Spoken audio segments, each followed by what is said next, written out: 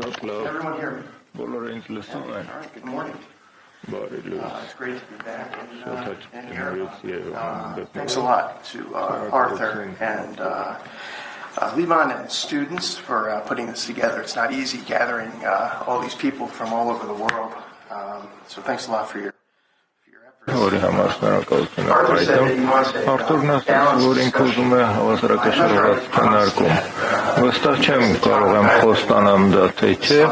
որտեղ ինձ հանձնարարված թեման, որի մասին պիտի խոսեմ, հետևելն է, ինչ ակնկալել է ամերիկյան արտաքին քաղաքականությունից երկրորդ ժամկետում Թրամփի։ Before we get into that, I'm going to ask you all to think back about a quarter century ago.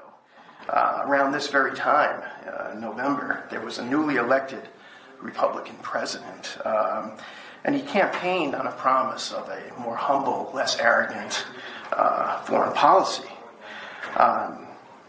And he was putting together his team. And by the time he had finished putting together his team, even the president's critics had to admit that it was a good team. It was an impressive one. The Secretary of State had previously served as chairman of the Joint Chiefs of Staff and was so popular among the American people that he had often been urged to run for president himself. The incoming Secretary of Defense had previously served as a congressman, as the ambassador to NATO, as the White House Chief of Staff, and indeed as Secretary of Defense before. The National Security Advisor was a brilliant political scientist who, at the age of 39, had risen to the post of provost at Stanford University. She was going to serve as National Security Advisor. So this is an amazing team that was put together 25 years ago. And yet, in the matter of 3 years, this most experienced and accomplished of national security teams drove the United States into a series of disastrous and needless wars in the Middle East that killed hundreds of thousands of people and gave rise to terrorist groups like ISIS. All of which is to say that experience isn't always a predictor of success for presidential administrations. So journalists and foreign affairs analysts who today are quick to criticize Trump's incoming team for its inexperience might do well to keep that in mind. On the other hand, from the standpoint of those of us who care about global peace and stability, who worry about whether the wars in Ukraine and the Middle East might spiral out of control, Trump's nominees are truly dreadful, but for reasons other than their lack of experience. And in order to explain why I feel this way, I'm going to set the discussion in the context of the debate in Washington around U.S. foreign policy generally and then the Trump team specifically. For those of you who are not overly familiar with the parameters of the foreign policy debate in Washington, I'm going to give a quick overview of the three principal schools of foreign policy thought in the United States. There are the neoconservatives, who see military force and the threat of military force as the solution to nearly every single problem. The conservative thinker Russell Kirk once noted that neocons mistook Tel Aviv for the capital of the United States, which is about as pithy and inaccurate a description of neoconservatives as can be imagined. Liberal interventionists are by and large the people who currently staff the Biden administration.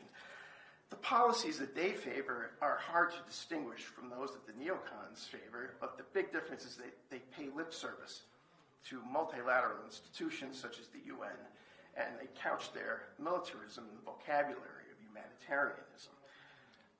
Both neocons and liberal interventionists share what the greatest statesman of the 20th century, Charles de Gaulle, once described as the American messianic impulse, which swelled the American spirit and oriented it towards vast undertakings. America, said de Gaulle, developed a taste for interventions in which the instinct for domination cloaked itself. Such impulses are anathema to the third school of American foreign policy, that of realism.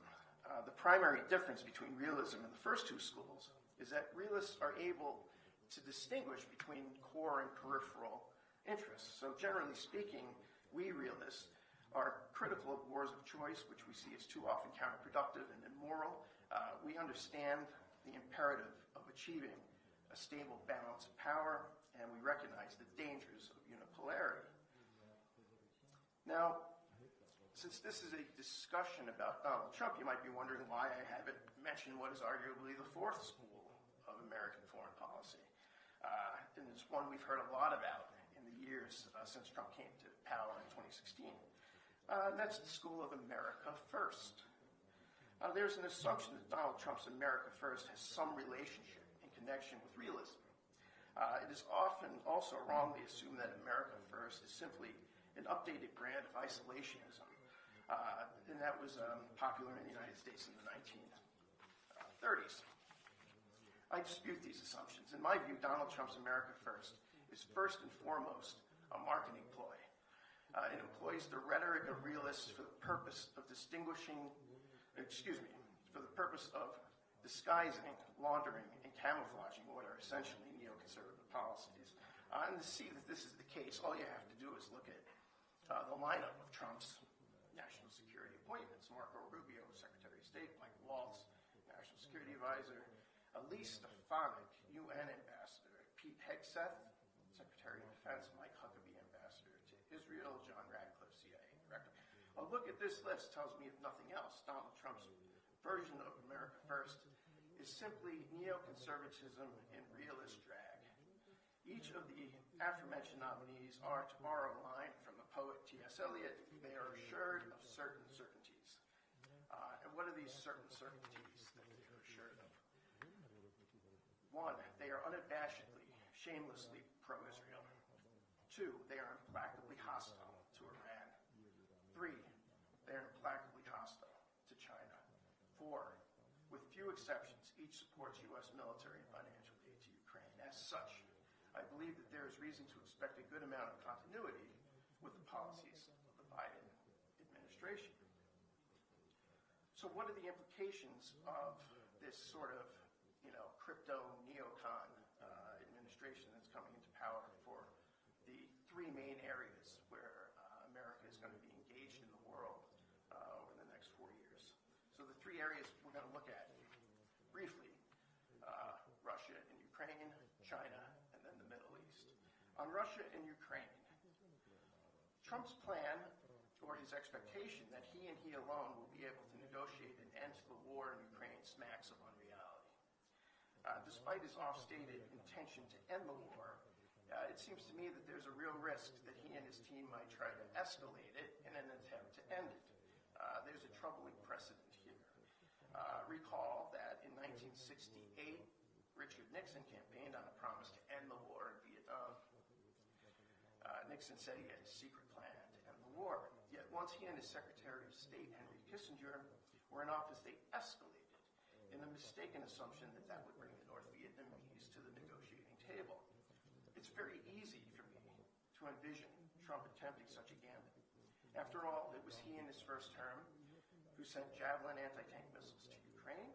He repeatedly sanctioned Russia. He expelled 60 Russian diplomats from the United States, and he appointed a hardline neoconservative as his envoy to Ukraine. Now, a few from Team Trump have criticized Biden's recent decision to send an attack of missiles to Ukraine, but honestly, given their past comments and their public positions, the criticism smacks of partisan opportunism. To China, I would expect continuity with the Biden administration's approach to China as well. U.S.-Chinese relations under Biden, Secretary of State Anthony Blinken and Jake Sullivan have sunk to perhaps their lowest point since President Carter formally established diplomatic relations with the PRC in 1979. Reports have surfaced in recent weeks that Trump is in talks with the Taiwanese government to sell them $15 billion in American weapons. Such a deal would only serve to heighten the already high level of tension in the South China Sea. Will Trump go through with such a provocative move? It's hard to imagine anyone on his team telling him not to.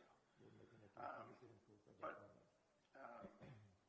Hall later is very ably going to talk about what to expect. Chinese relationships. I'm going to move now to the Middle East because in this case, I don't really expect continuity.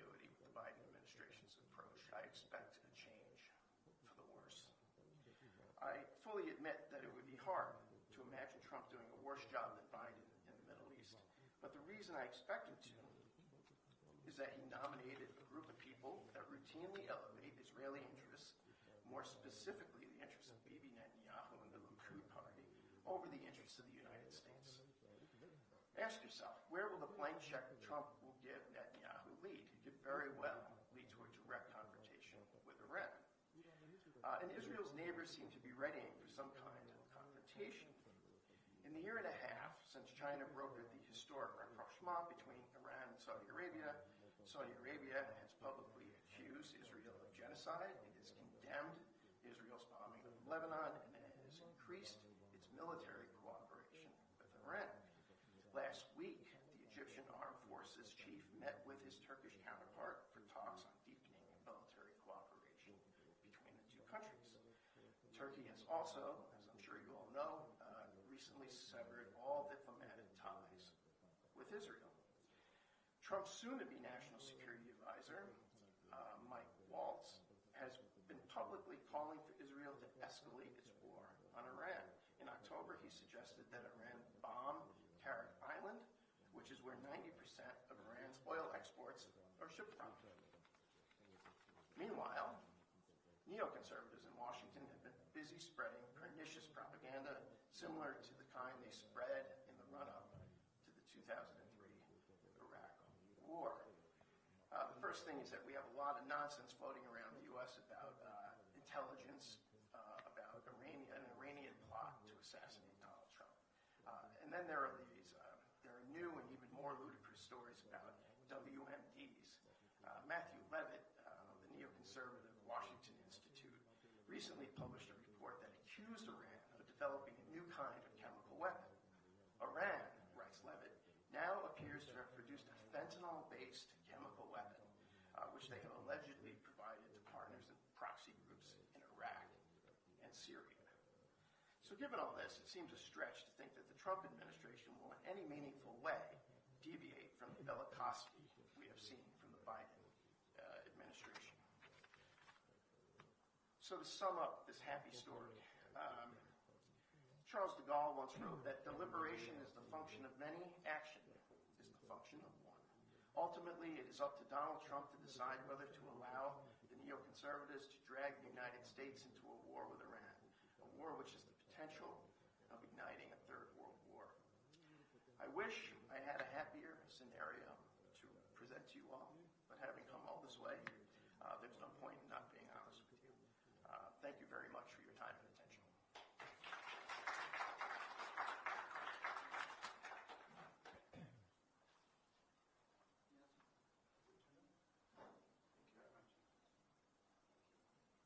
You may have been following these articles in national media as of including the State Department, the Presidential Advisor on the U.S.-Russia Friendship Council. Well, now, a long time ago, I was in the State Committee about 15 years ago, and I'm a columnist at the American Conservative. They don't run my stuff in national interest anymore.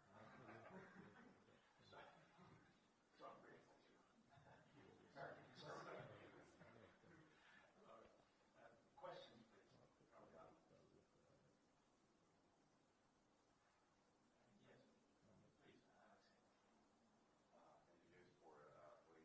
Alexei. Thank you guys for putting this together. I would probably have asked you one question to quickly wrap up. What would be what you see the main difference from Trump first administration and Trump 2.0 now, or you see zero in the coming years?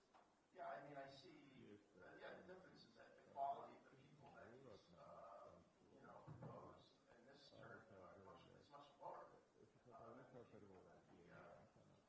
that he nominated the first time around. This is a narrative clown car of Fox News personalities. It's very disheartening from a, point of view of, in Washington, there's a small realist and realist restrainers. There's a group of us, and some of you are in the room today who, think that America's, vastly overextended, that these wars don't help anybody, that, we basically have diplomatic corps that doesn't know what it's doing. We would all be better off if we, focused on the problems that we have in the United States, problems of the border, problems of the American city, problems with the American underclass. So, this is a very disheartening time. I mean, some of us had some hope that, you heard these rumors that, Jared Kushner wouldn't be involved in the administration, and some of us thought, oh, great. But this has not been good. Handing the transition over to someone like Howard Lubbock is a disaster. We're seeing that play out now.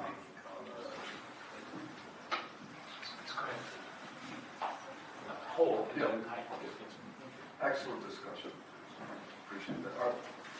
Hot potato question. How does Musk play in all this? Because there seems to be friction right now, and I don't know which way they're going. But Musk is having an inordinate influence on his policies, whether it's versus Ukraine.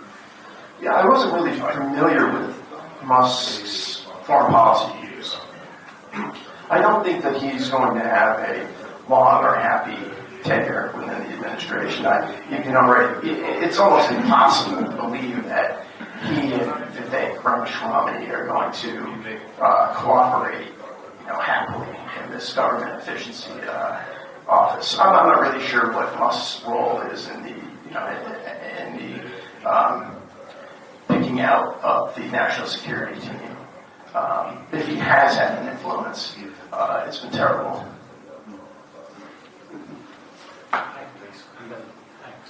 Ես հայրեն հացնում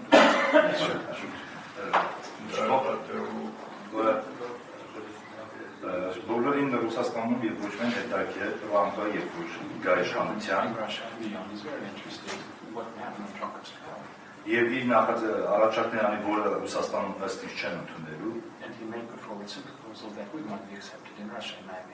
որտեղ Ռուսաստանում չեն ուզում սաղեցում, այս պահով առանց հացի ուզում Ինչ քաղաքականություն են բերում Տրամպը, շարունակել է մեծացնել էսկալացիան, թե համաձայնվելու է զիջել Ուկրաինան։ Yeah, so as I said, I think that there's a very real possibility that Trump is going to escalate. He thinks that he is back. The way that he functions is as a New York celebrity, a New York real estate guy. So he thinks that he can charm and bully people into, doing what he wants. I don't really think that, it seems to me anyway, from, my study of Russian politics over the past 15 years, that Vladimir Putin is probably unlikely to be charmed or seduced by Donald Trump. So, no, I think that there's a very real risk, given the team that he's assembled, that we may well escalate. But, could be wrong. I hope I'm wrong. You quite rightly mentioned how there's so much probable continuity between the incoming Trump administration and the Biden administration. I was just curious, because you've obviously been paying attention to this for a long time, when was the last time you saw a true foreign policy break between one administration and the next? The foreign policy break between Coolidge and Harding was... you would have to go back a very long way. I mean, there were... I don't know. That's a tough one. You got me. In recent times, like let's say in the post-war world, so beginning in let's begin with the death of Franklin Roosevelt on April 12, 1945.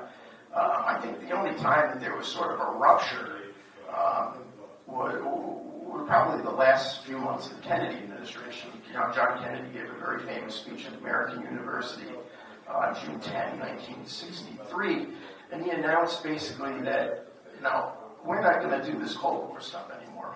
We're going to cooperate because we had a close call in Cuba. We had a couple of close calls over Peru. We're not going to do it.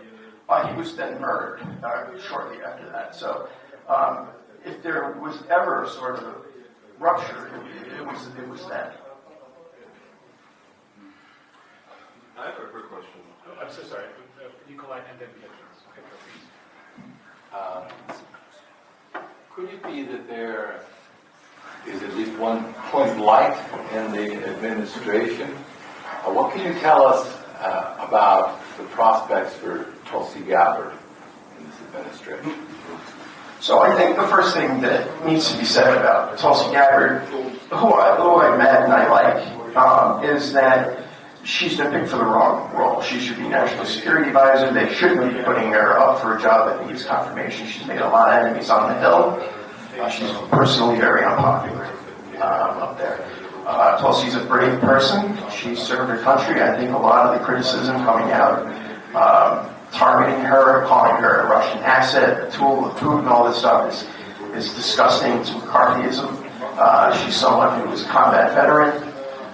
She fought bravely for her country. I think that, will she get confirmed? I don't know. I don't even know if she'll make it out of that committee. She should be National Security Advisor. And I'll tell you right now, I voted for her for president in 2020. I wrote her in. So I don't think, like Musk, I don't really see a big future for her within this administration. But again, I hope I'm wrong. Yeah, and then John. Yes. I just want to say, James, thank you for being back here in Yerevan. Good to see you again. A quick question. You mentioned about the American underclass.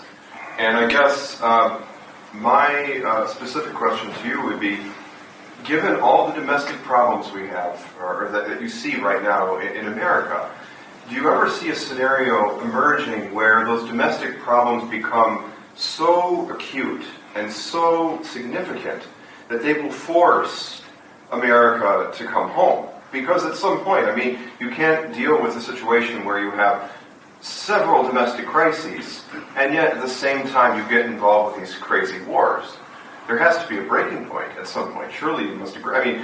I'm sure you agree, but do you see, would there be any kind of force change because of the domestic concerns, especially with the economy? Thank you. Well, of course I agree, because I know to disagree with you, Pietro, is dangerous stuff. We've not sure years. People have been forecasting sort of the demise of the American democracy for a long time, and one of the last books that George Kennan wrote was called Around the Cragged Hill, and in it he discussed a proposal of breaking the United States up into constituent parts. And I sometimes wonder whether or not the country is simply too big to be a functioning democracy. I don't know, but it's a question I think that we really need to think about. I'm not calling for it. Look, I'm a proud American. My family's been there forever. I'm not calling for the overthrow of government or anything, or I'm not going to charge the Capitol on the 6th. But we do have significant domestic challenges that I would like to see us pay more attention to. I'd rather us pay attention to the problems in Appalachia, on the south side of Chicago, and in Washington. Then try to lecture and hector the rest of the world into being more like us. People are plenty capable of sorting out their own domestic affairs without tutelage from the United States. Yes, please. Thank you very much for an interesting speech. My question is as follows: what to expect from the cabinet of Trump, and in sense of Armenian-American relationship, and the role that now the United States plays between Armenian and Azerbaijani peace negotiations? Thank you. Well, I think the significant problems, one of the significant problems that we have when it comes to U.S. foreign policy is that oftentimes, even when you get a change of administration, you don't get a change of policy. So, in my talk just now, I forecasted mainly continuity. And there's a reason for that, and that's because the making of foreign policy, the formulation and practice of it, is not really responsive to democratic impulses. So what we have, you hear a lot of talk about the deep state or the administrative state, and things kind of get set on autopilot. And I think that, unless you have someone who really understands the way things work, and the last time we had that was probably the last couple of years under Obama, who towards the end really started to understand that he wasn't really the one calling the shots in terms of national security and foreign policy. And he expressed that in one of his speechwriters coining the term the blob.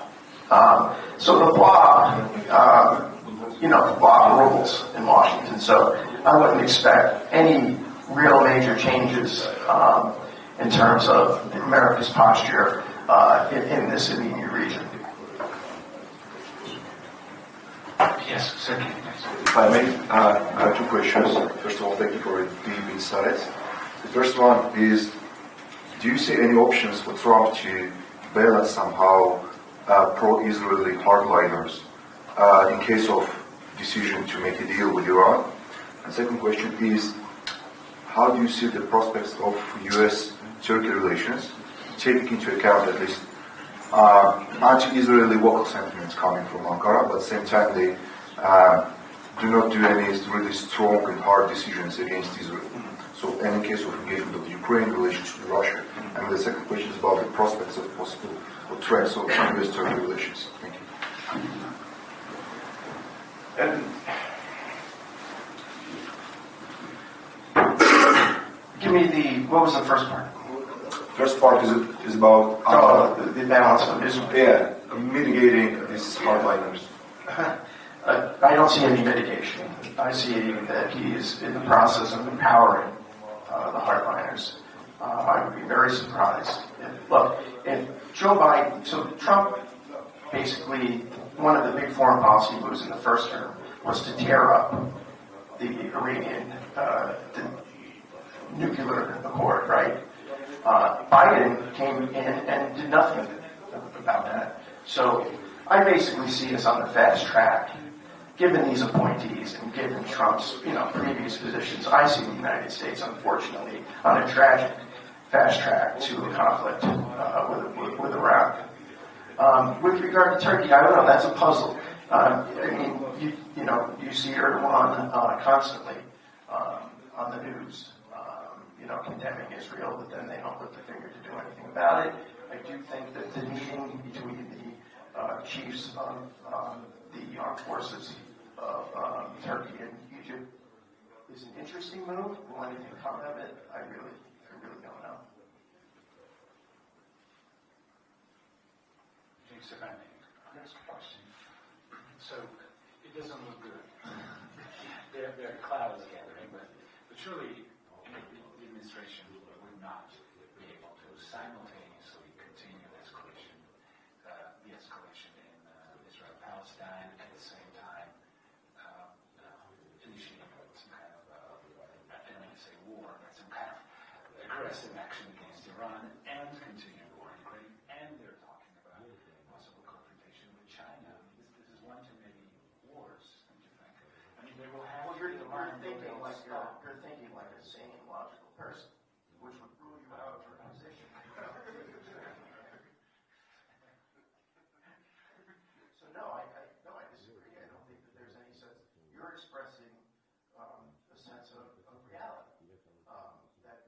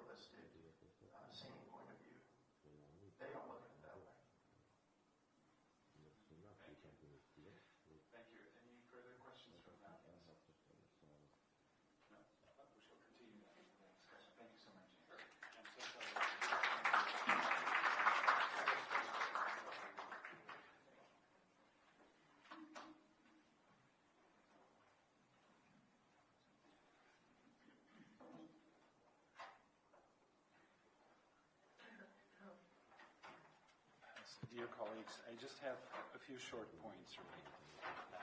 I think we'd better use our time for our guests from the different countries that are represented here today. Just a few observations. I'll try to be short. So when I teach my IR class, everybody, pretty much everybody starts with Thucydides, and the story of one alliance getting too powerful, that threatening another alliance and leading to a war in ancient Greece. That was 2,500 years ago.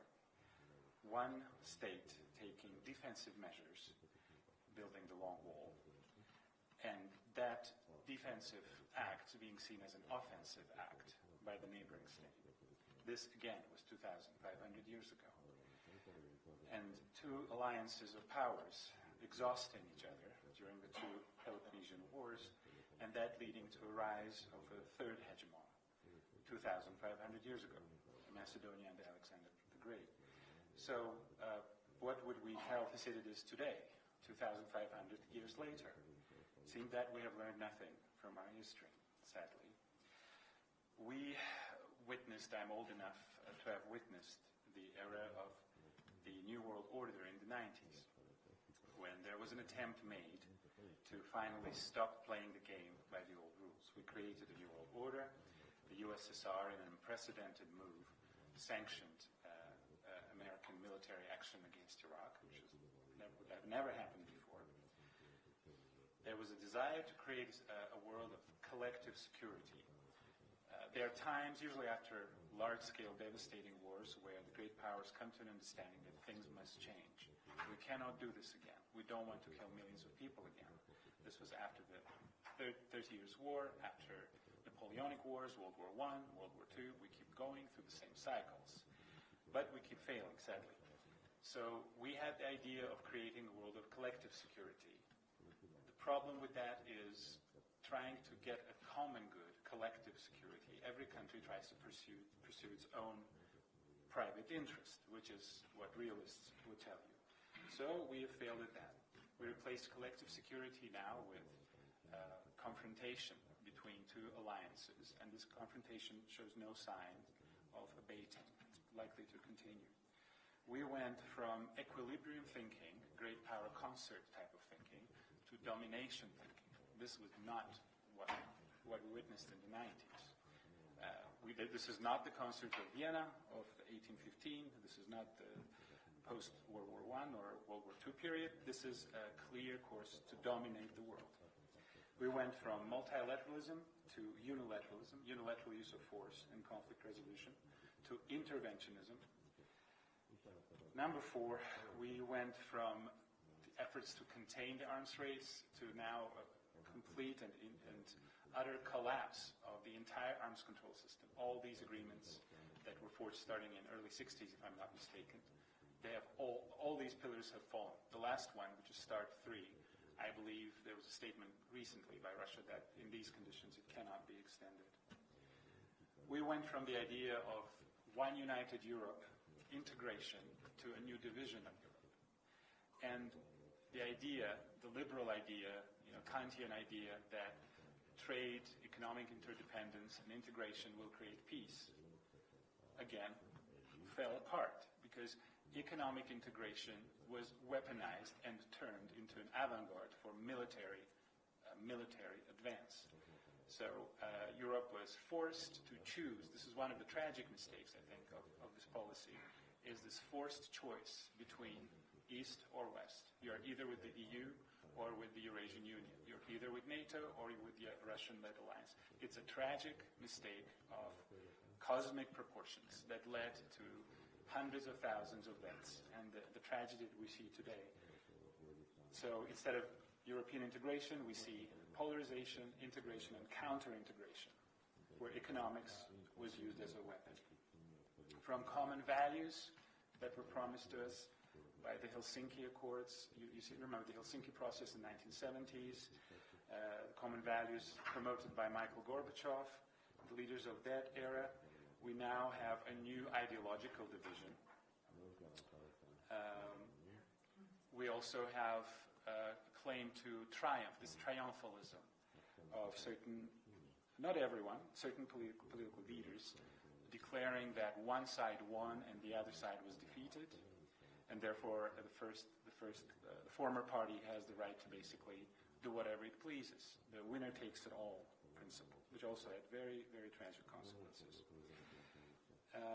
Finally, the ideas of liberal democracy, the claim to universalism, messianism, the famous book by Francis Fukuyama, which I found very naive in the 90s, and I find it even more naive today. As much as I like democracy and liberalism, but I thought it was very, very naive to claim that that's the only model that there is, and we should project it to the world. So again, Napoleon wanted to impose his continental system on Europe in the aftermath of the French Revolution.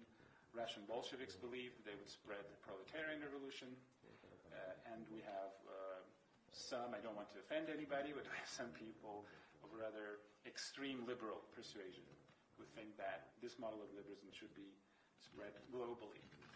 So this is not a happy story. I'm very discouraged a bit by the news that we're hearing from the United States. Jokingly, I should say that I said it to my colleagues yesterday when I met them in the airport. Why did they teach us this stuff at school? We learned this for 7 years. I want my money back. I want my tuition back. Why did you teach us this when the people who lead the world don't seem to know things that we learn in college? That you can't build stability on domination. You cannot corner a great power. We've done this repeatedly, and we've seen the same result every time. That what you see as defense, your opponent will see as offense, always, since ancient Greece until this time. Nothing has changed. Why do we learn IR history and why we learn IR theory? I don't know. At least it stimulates an interesting discussion. So let me close, hopefully not a very pessimistic note, and turn it to our next speaker, unless you have questions for me. In that case, I will respectfully invite our next speaker to take the podium. Would you like, Monsieur Panet?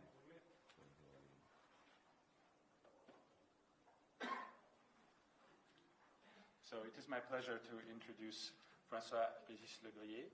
He is a colonel of the French Armed Forces. He is also a professor in retirement. He is a professor of geopolitics at the University of Rennes.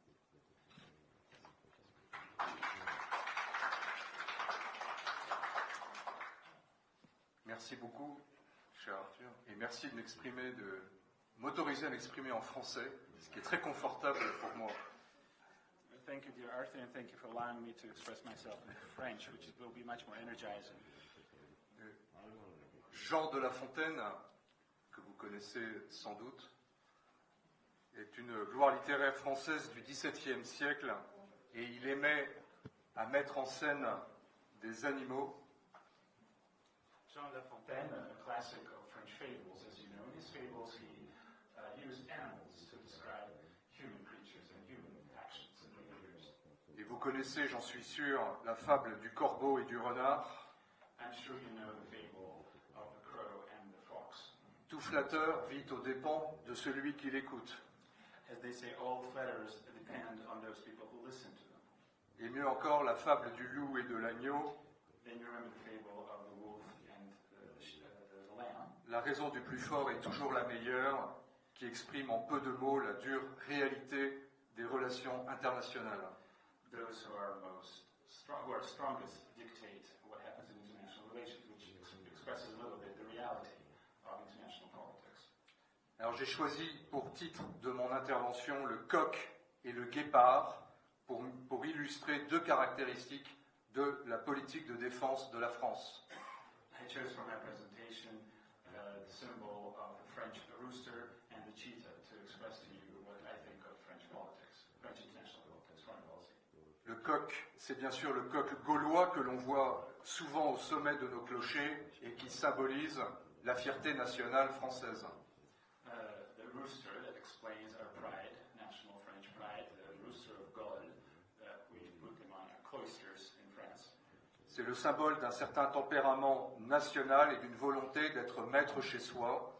This is a symbol of certain French national temperament and the feeling of being in our own home. Ce que le roi Philippe Auguste, au XIIIe siècle, après sa victoire à Bouvines sur le Saint-Empire romain germanique, disait de ceci: le roi est empereur en son royaume. As our king Philip Augustus said in the 13th century after his victory at Bouvines over the Holy Roman Emperor, he said the king is an emperor in his kingdom. Alors cette volonté d'être maître de son destin va de pair avec la nécessité de jouer un rôle sur la scène internationale. This willingness to be the master of one's fate goes hand in hand with the necessity of playing an international role. La France est une nation militaire ayant une très ancienne expérience des opérations extérieures qui sont le volet militaire de sa politique étrangère. France is an ancient military power that has a long tradition of projecting its military force beyond its borders and its foreign policy. Et c'est donc le sens du mot guépard, ce félin très rapide qui bondit sur sa proie. This is the spirit of a cheetah, feline predator that launches itself on its prey. Et qui dans l'armée française est le nom de code des unités qui sont d'alerte pour être projetées en quelques heures ou en quelques jours à des milliers de kilomètres. And this name is used for rapid reaction forces in France, forces that are supposed to be projected for rapid military action, thousands of kilometers beyond its borders. Alors après un très rapide rappel de l'héritage du général de Gaulle, je décrirai le grand caractère.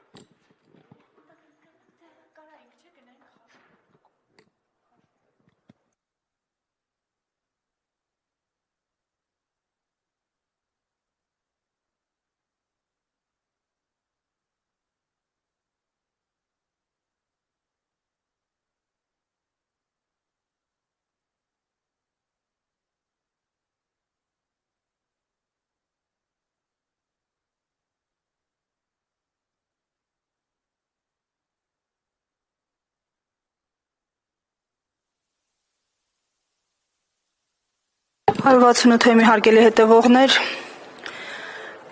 միջազգային այս համաժողովն ընդհատում ենք կարճ հարցազրույցով, կզրուցենք Սուրեն Սարգսյանի հետ, միջազգայնագետ պարոն Սարգսյան, օրվա թեմայի համատեքստում, նաև կխնդրեի անդրադառնայք Թրամփի վարչակազմի օրոք հայ-ադրբեջանական հարաբերություններին, այստեղ տեսանք, որ դրամատիկ սցենարներ կանխատեսվեցին, մինչև պատերազմներ, ձեր դիտարկումները։ Բնականաբար տարբեր սցենարներ կարող են կանխատեսվել, մանավանդ հաշվի առնելով անկանխատեսելիության ընդհանուր մթնոլորտը, որ այսօր տիրում է միջազգային հարաբերություններում, մանավանդ այն գլոբալ փոփոխությունների ֆոնին, որ Միացյալ Նահանգներում տեղի են ունենում, նոր վարչակազմ, նոր նախագահ, նոր մոտեցումներ, մասնավորապես ավելի ագրեսիվ դիրքավորում ի պաշտպանություն Իսրայելի, ավելի ագրեսիվ մոտեցումներ, որոնք որ վերաբերում են Իրանի նկատմամբ արտաքին քաղաքականությանը Միացյալ Նահանգների, ինչ վերաբերում է մեր տարածաշրջանին, ինչ վերաբերում է հայ-ադրբեջանական բանակցություններին, ապա այս պայդրությամբ որոշակի իհարկե սառեցում կա, որտեղ մի վարչակազմը, որը միջնորդն էր բանակցությունների, հեռանում է, եւ մյուս վարչակազմը, որը դեռ փորձ ունի այս բանակցություններում ներգրավվածության, գալիս է, այսինքն սա նշանակում է, որ անձինք փոխվում են, որը փոխվում են բոլորը, փոխվում են եւ որոշում կայացնողները, եւ դիվանագետները, ովքեր այդ որոշումները իմպլեմենտացնում են, իհարկե Միացյալ Նահանգների վարչակազմերի շարունակականությունը, գործունեության մոտեցումների սկզբունքների շարունակականությունը մեզ շատ հայտնի է եւ շատ դեպքեր են եղել, երբ որ վարչակազմերը փոխվել են, նախագահները փոխվել են, արտաքին քաղաքականության մեջ փոփոխությունները մեծ չեն եղել, բայց Թրամփի պարագայում նորից այդ անկանխատեսելիության սցենարը կարծում եմ պետք է հաշվի առնենք, որովհետեւ առաջին իր նախագահությունը մեզ ցույց տվեց, որ արտաքին քաղաքականության մեջ նա փոփոխություններ մտցրեց ավելի շատ, քան դրա մասին ակնկալում էին Միացյալ Նահանգներում շատ ու շատ քաղաքագետներ, քաղաքական գործիչներ, ակադեմիական շրջանակներ եւ այլն։ Հիմա այդ համաձայնագրերը կամ համաձայնագիրը, որը բանակցվել է Հայաստանի եւ Ադրբեջանի միջև Միացյալ Նահանգների միջնորդությամբ, իհարկե ուր կգնա դժվար է ասել, որովհետեւ չեմ պատկերացնում, որ Թրամփը գա համաձայնագիրը միանգամից ստորագրի եւ շնորհակալություն հայտնի Բայդեն, ասի շնորհակալություն, որ համաձայնագիրը բանակցեցիր, մինչև վերջ հասցրեցիր տրամաբանական ավարտին, ապրես դու գնա։ Դες կարծում չի լինի, ես կարծում Թրամփը ինչ-որ մի բան պետք է ներդնի դրա մեջ, որպեսզի կարողանա նաեւ դրանից օգուտ քաղել, որպես խնդիր լուծող, խնդիրը կարգավորող մարդ, այսինքն այդ դափնիները վերցնի իրեն եւ արժանանա նաեւ Նոբելյան մրցանակին, որի մասին շատ երկար խոսել է եւ ըստ էության ցանկանում է այստեղ էլ չզիջել Օբամայի, որովհետև Օբաման Նոբելյան մրցանակի դափնեկիր է խաղաղության ոլորտում, իսկ ինքը դեռ ոչ չնայած համարում էր, որ այդ համաձայնագրերը, որ Իսրայելի եւ արաբական երկրների միջև նրա միջնորդությամբ կնքվեցին, ինքը դրա համար արժանի էր Նոբելյան մրցանակի։ Պարոն Սարգսյան, տեսեք, հնարավոր է, որ Թրամփը Նոբելյան մրցանակի արժանանա ոչ այս տարածաշրջանում ինչ որ խաղաղություն բերելու համար, եւ այս տարածաշրջանը ուղղակի աչքաթող արվի, թողնվի Ռուսաստանի, Թուրքիայի ազդեցության տակ։ Կոնֆլիկտները այսօր համաշխարհային մի կողմից շատ են, մյուս կողմից շատ չեն, եւ այդ կոնֆլիկտների լուծումը ոչ բոլոր դեպքերում է որ հնարավոր։ Ինչ վերաբերում է մեր տարածաշրջանին, ապա իհարկե միգուցե եւ նա կարողանա Նոբելյան մրցանակ ստանալ այլ կոնֆլիկտ լուծելու, օրինակ ուկրաինական հակամարտությունը, որը գլոբալ հակամարտություն է դարձել այն առումով, որ նախ ներգրավվածությունն է շատ ավելի մեծ առաջին հերթին եւ երկրորդ հերթին բացի ներգրավվածությունից այստեղ Թրամփը կարծում է կամ հայտարարում է, որ մեկ օրում հնարավոր է լուծի դա։ Իրականում Թրամփը գործիքներ եւ մեխանիզմներ ճնշման ունի երկու կողմերի վրա էլ։ Ուկրաինային ֆինանսապես աջակցում է եւ Ռուսաստանի դեմ այնքան շատ ուրեմն սանկցիաներ է դրել, այնքան շատ սանկցիաներ է կիրառում, որ Միացյալ Նահանգները նկատում եմ, այնքան շատ սանկցիաներ է կիրառում, որ եթե ոչ երկարատև, եթե ոչ կարճատև, ապա երկարաժամկետ ապագայում դրանք շատ ցավոտ են լինելու Ռուսաստանի տնտեսության համար եւ դա բոլորը հասկանում են։ Այսինքն երկուսի վրա էլ ինչ որ ազդեցության մեխանիզմներ, հնարավորություններ ունի եւ չեմ բացառում, որ առաջիկայում նաեւ բանակցությունների սեղանի շուրջ նստելու ընթացքում, բանակցություններ վարելու ընթացքում նաեւ այդ հարցերը քննարկվեն, թե ինչ է ստանում Ռուսաստանը բանակցությունների արդյունքում եւ սանկցիաների հարցը, սանկցիաներից հանելու հարցը Ռուսաստանը կարծում եմ առաջ է քաշելու։ Այնպես որ չեմ բացառում, որ նաեւ այլ տարածաշրջաններում լուծումներ լինեն, եթե ոչ մեզ մոտ, ապա այլ տարածաշրջաններում ինձ համար ամենից մեծ խնդիրն ու մարտահրավերը, որ տեսնում եմ նաև Հայաստանի տեսանկյունից, դա Իրանի նկատմամբ Միացյալ Նահանգների ագրեսիվության աստիճանն է եւ ներգրավվածության աստիճանը, արդյոք Միացյալ Նահանգները ուղիղ կոնֆրոնտացիայի կգնա Իրանի հետ, այս հարցը շատ է քննարկվում, կարծում եմ, որ ոչ, բայց հնարավոր է, որ Միացյալ Նահանգների աջակցությունը այնքան էական լինի, այնքան շոշափելի լինի, որ դա նոր էսկալացիայի բերի Իրանի եւ Իսրայելի հակամարտության մեջ, գլոբալ առումով այս հակամարտության մեջ, իհարկե բոլորը փորձում են խուսափել ուղիղ հարվածներից, մեկ-երկու ուղիղ հարվածներ եղել են Իսրայելից դեպի Իրան, Իրանից դեպի Իսրայել եւ այլն, բայց բոլոր դեպքերում փորձում են այդ կարմիր գիծը չանցնել, որտեղ հասկանում են դրանից հետո կործանարար է լինում ամբողջ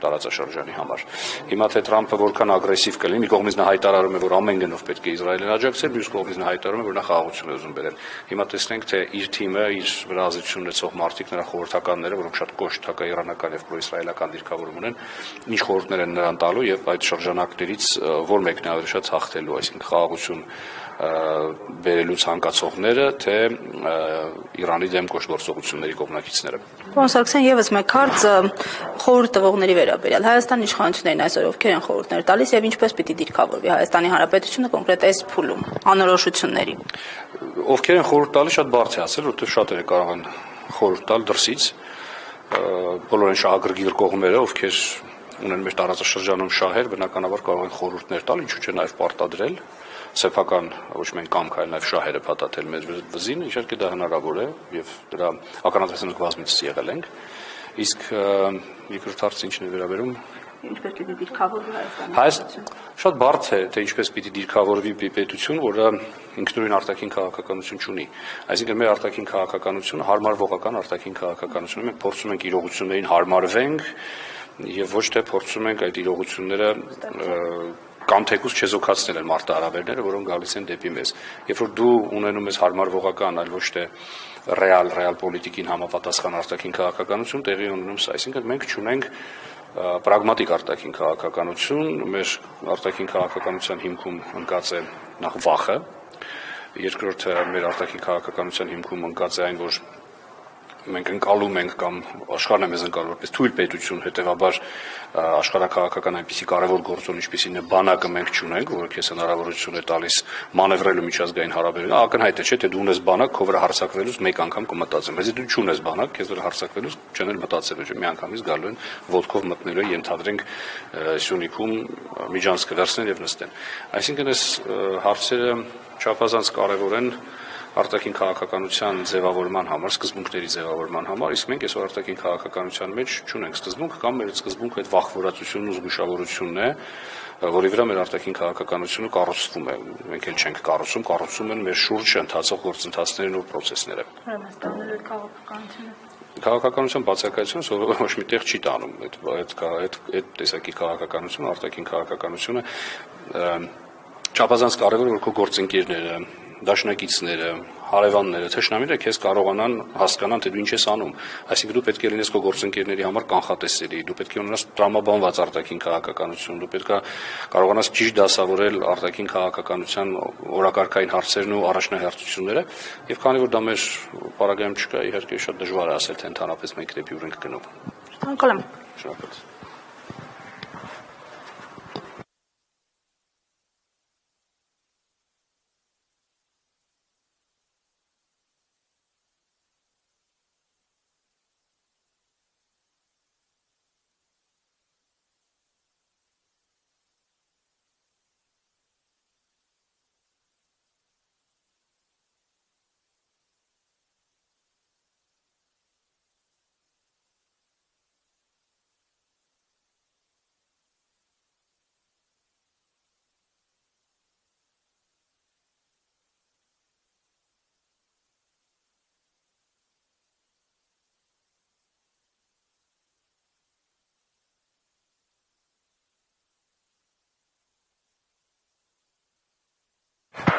Թեմի հարգելի հետևողներ, այս պահին կզրուցենք Հայկ Խալաթյանի հետ։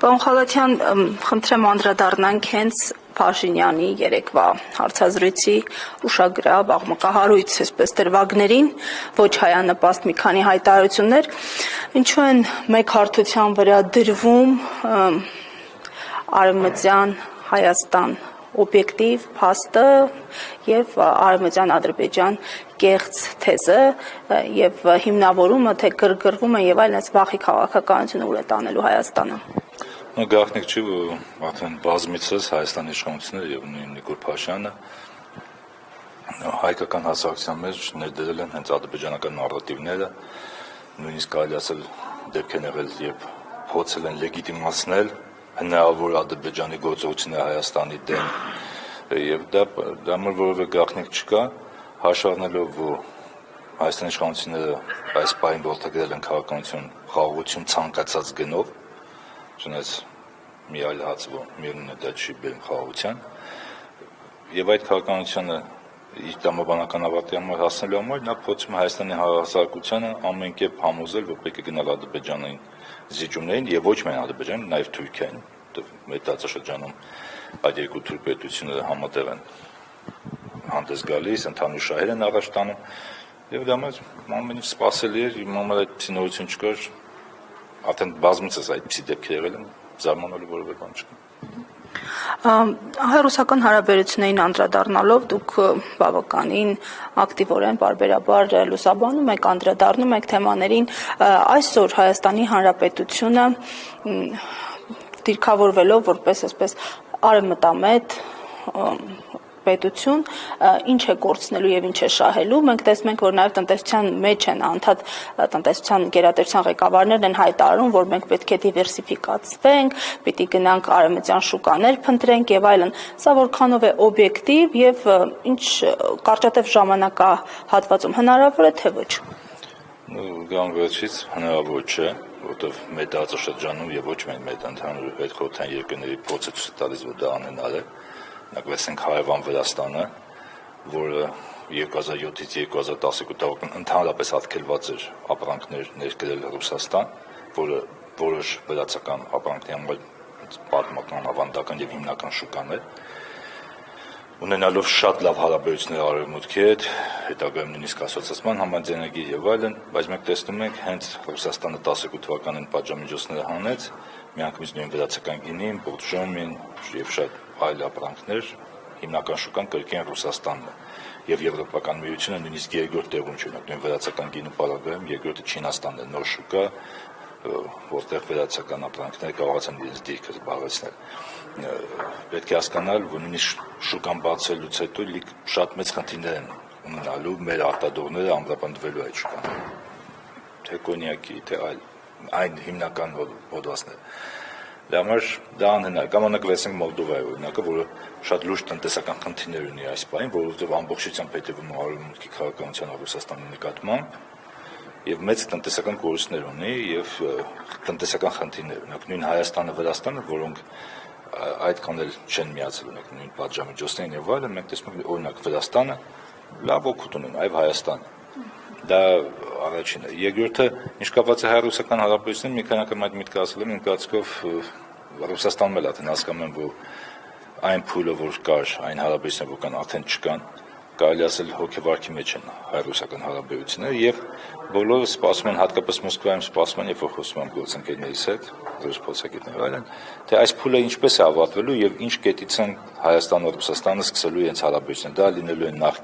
նախկինի պես դաշնակցային հարաբերություններ, դա լինելու են գործընկերային հարաբերություններ, արդեն որևէ տենց լուրջ հույս չունենալով եւ շուկայական հարաբերություններ եւ այլն, կամ էլ դա լինելու է օրինակ արդեն Ռուսաստանն ինձ դրան են պատասխան, որ Հայաստանը որտեղ մի քանի անգամ մեղադրանքներ եղել են ամենաբարձր մակարդակով ԱԳՆ արտաքին գործերի նախարարի եւ այլն, որ Հայաստանը դառնում է գործիք Ռուսաստանի դեմ արևմուտքի ձեռքում, դա նույնիսկ կարող է Հայաստանին դիտարկել ոչ բարեկամ երկիր բոլոր այդ իր հետ կապված հետևանքներով։ Պարոն Խալացյան, նաև անդրադառնալով մեր երկրի ներքաղաքական կյանքում տեղի ունեցող իրադարձություններին, մասնավորապես վերջին մեկ շաբաթվա ընթացքում ուժային կառույցների ղեկավարների հրաժարականին երեկ էլ Նիկոլ Փաշինյանը, այսպես ասած, գաղտնաձեռնեց, որ իր խնդրանքով է այդ ամեն ինչը տեղի ունեցել։ Ինչպես եք գնահատում այս քայլը, սա ժողովրդավարության նոր չափանիշներ են, որոնք Նիկոլ Փաշինյանը ստեղծում են։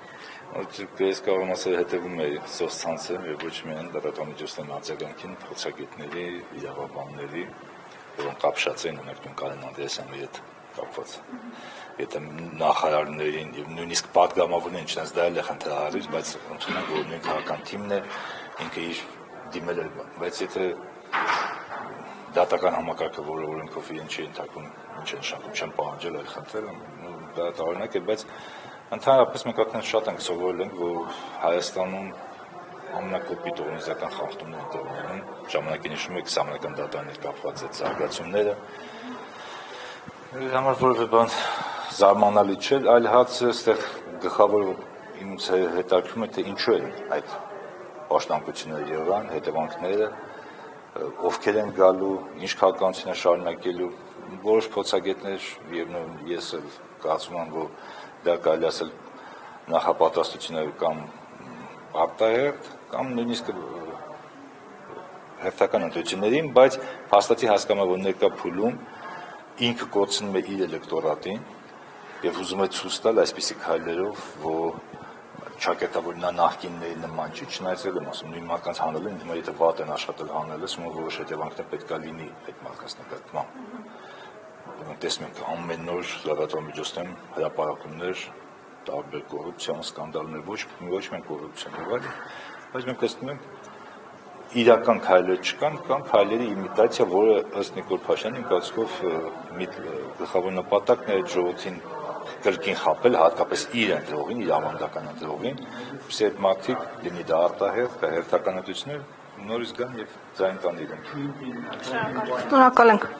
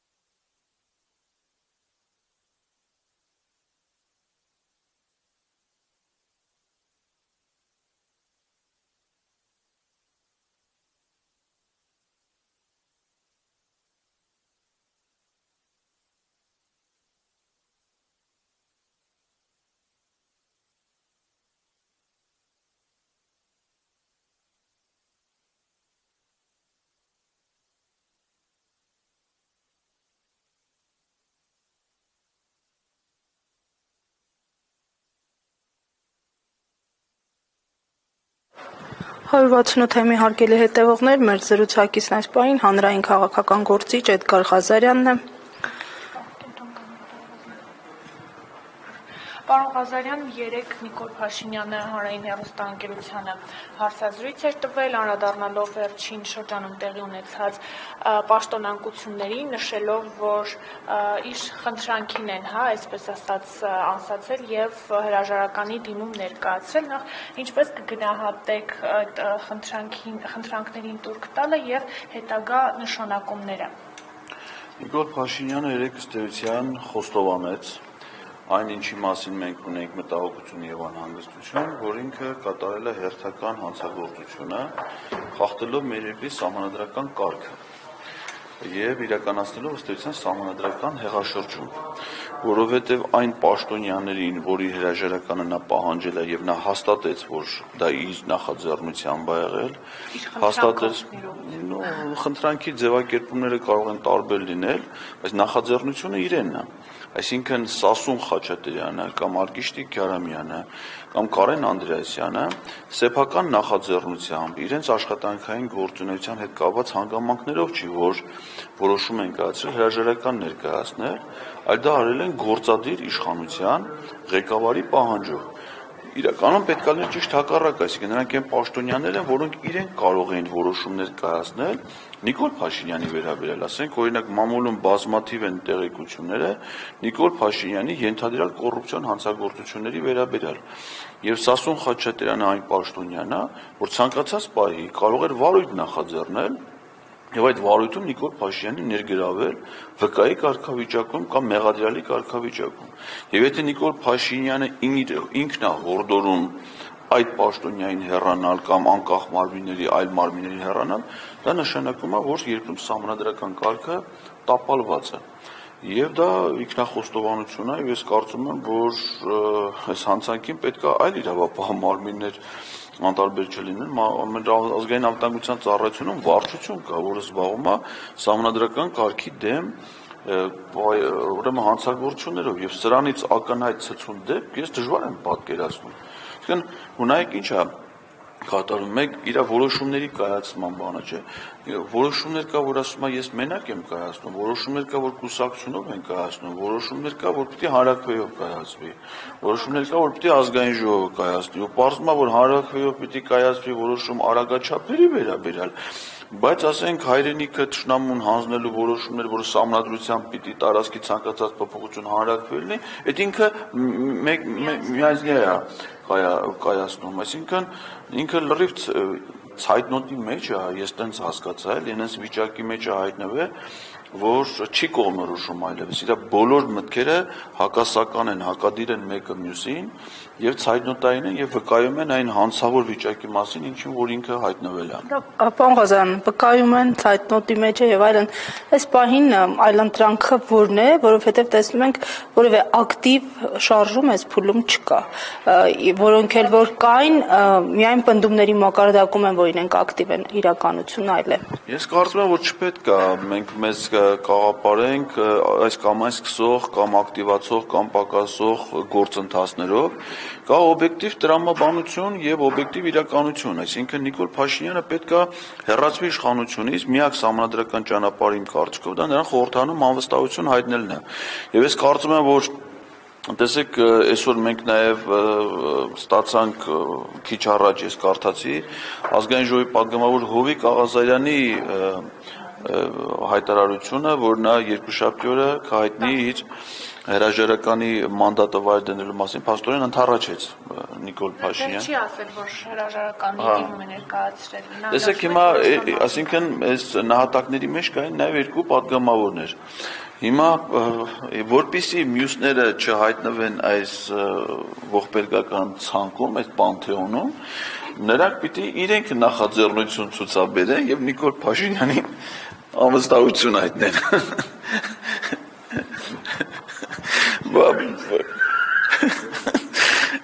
Դե հիմա հերթով նահատակվում են այդ մարդիկ։ Հիմա եթե նրանք այդ որոշումը կայացնեն եւ Նիկոլ Փաշինյանին հեռացնեն իշխանությունից, իրենք կփրկվեն։ Եվ դա այդ որոշումը պիտի կայացնեն իրենք։ Եվ հիմա հենց հիմա օրինակ ազգային ժողովի ԿՊ մյուս պատգամավորներն այստեղ սպասում են, չէ։ կստանան իրենք WhatsApp-ով հաղորդագրություն, թե չէ։ Այսինքն իրենց падգամավոր մնալը կախված չի իրենց գործունեության հետ, իրենց կարգավիճակի հետ, իրենց ժողովրդի ստացած վստահության հետ։ Պայմանավորված է Նիկոլ Փաշինյանի անձնական նախաձեռնությամբ։ Հիմա որովհետև Նիկոլ Փաշինյանը ասում է այդ ամեն ինչի պատասխանատուն ես եմ, որովհետև ասեն որ երկրում արդարադատություն չկա, ով է մեղավոր Նիկոլ Փաշինյանը։ Հիմա դրա համար այդ ինքը շատ բան է վերցրել իր վրա, ինքը իրեն շատ է երևակայում, քան իրականությունում կա, անկախ դրանից ինքը ինչ կարծիք ունի իր մասին, իր քաղաքական թիմի process-ների մասին։ Ինքը ընդամենը Հայաստանում գործադիր իշխանության ղեկավարը, Հայաստանը խորհրդարանական երկիր է,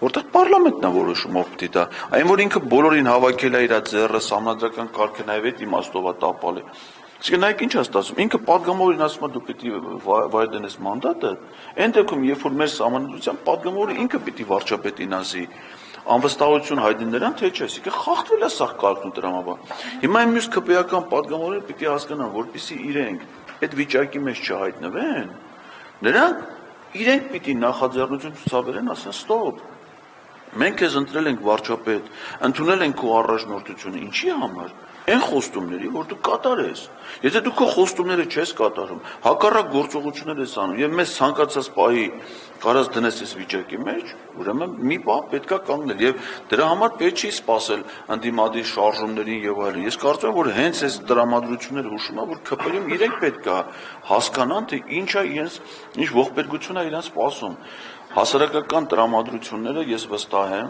խտանում են եւ այն ինչ որ կարա լինի մի ժամվա ընթացքում եւ դրա հետևանքները կարող է շատ ողբերգական, եթե մարդիկ, հատկապես ԿՊ-ի падգամավորները հիմա իրավիճակը ստապ չգնահատեն եւ իրավիճակից բխող խելամիտ որոշումներ չկայացնեն։ Իրենք են ընկնելու ոտի տակ, ես նկատի չունեմ ֆիզիկական իմաստով, տենց եղել է արդեն, ֆիզիկապես էլ են իրանք ընկել ոտի տակ։ Արադ Միրզոյանը կարող է իր հիշողություններով հիմա կիսվի, բայց պարտադիր չի, որ իրենք ֆիզիկապես ընկնեն ոտի տակ։ Իրենք ծանր օրեր է իրենց սպասվելու, եթե իրենք խելամիտ պետական իրենց լիազորություններից բխող որոշումներ չկայացնեն։ Շնորհակալ ենք, պարոն Ղազարյան։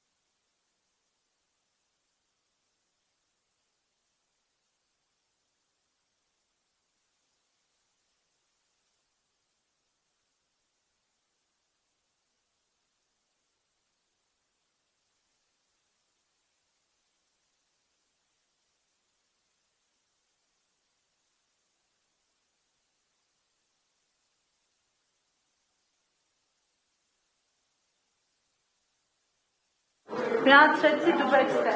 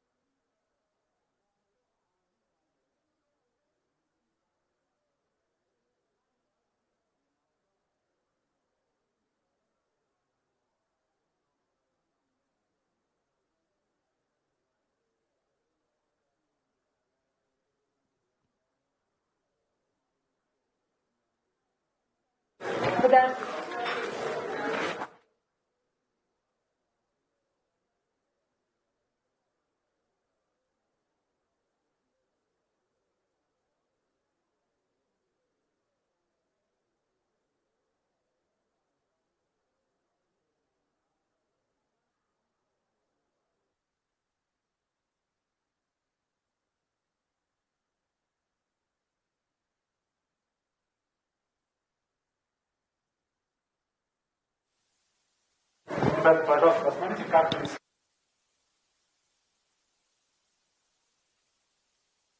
Հարվածնութեմի հարգելի հետևողներ, կզրուցենք քաղաքագետ Արթուր Խաչիկյանի հետ։ Պարոն Խաչիկյան, ամփոփելով այս միջազգային համաժողովի առաջին փուլը, ինչ դիտարկումներ ունեք, ինչ պատկերացումներ կան այսօր Հայաստանի Հանրապետության մասին, Հայաստանի արտաքին քաղաքականության մասին։ Գիտեք, իմ համար շատ հետաքրքիր է, շատ կարևոր է, որ մենք խոսում ենք իրական մասնագետների հետ, խելացի մարդկանց հետ, Արևմուտքից, Միացյալ Նահանգներից, Ֆրանսիայից, ուրիշ երկրներից, որոնք ոչ թե վարձատրվում են քարոզչության համար, այլ նրանք իսկապես ակադեմիայում աշխատող, համալսարաններում աշխատող, անգամ Ֆրանսիայի որոշ քաղաքական կառավարական ստրուկտուրաներում աշխատող մարդիկ են, ովքեր փող չեն ստանում, որպեսզի ինչ-որ ձևով քարոզել։ Նրանք ասում են ճշմարտությունը, եւ նրանց վերլուծության մակարդակը իսկապես շատ բարձր է։ Սրանք լուրջ մարդիկ են։ Եվ եթե դուք լսեք այն սիգնալները, օրինակ երկու մարդ խոսեցին, չէ՞, ինչ սիգնալներ ենք մենք ստանում Ֆրանսիայից, ինչ սիգնալներ ենք մենք ստանում Ամերիկայից։ Որևէ հեքիաթ մեզ չեն պատմում, մեզ ոչ ոք չի ասում, որ վաղը ամեն ինչ լավ կլինի։ Հակառակը առաջի մեր հյուրը Ջեյմս Կարդենը ասաց, որ լավ բան չի սպասվում։ Տրամպի արտաքին քաղաքականությունը շատ ագրեսիվ կարող է լինել եւ մեր ռեգիոնում կարող է առճակատում սկսվել Իրանի հետ։ Եվ երկրորդ ներկայացուցիչը, Ֆրանսիայի ներկայացուցիչը, ես անունը չեմ ասի, որտեղ նա չէր ցանկանում դա անել եւ չէր ուզում, որ մենք նկարեինք, նա ասաց, որ այո, Ֆրանսիան նախ հիմա որևէ ռազմական գործողություն միայնակ չի կարող անել, իր ռազմական ուժերը շատ փոքր են, առավել եւս գերտերության դեմ։ Եվ նա ասաց, որ մենք կարող ենք օգնել տրեյնինգի հարցերում, կարող ենք օգնել դիտորդների հարցերում, բայց ռազմական դաշինք, ինչպես մենք ընկել ենք Հունաստանի հետ, իմ կարծիքով հավանական չէ։ Ինչու՞։ Որովհետեւ նախ Ֆրանսիայի նա ռազմական մարդ է։ Նա ասում է, ես արտաքին քաղաքականություն չեմ ներկայացնում ֆրանսիացիների, նրանք ունենք արտաքին գործերի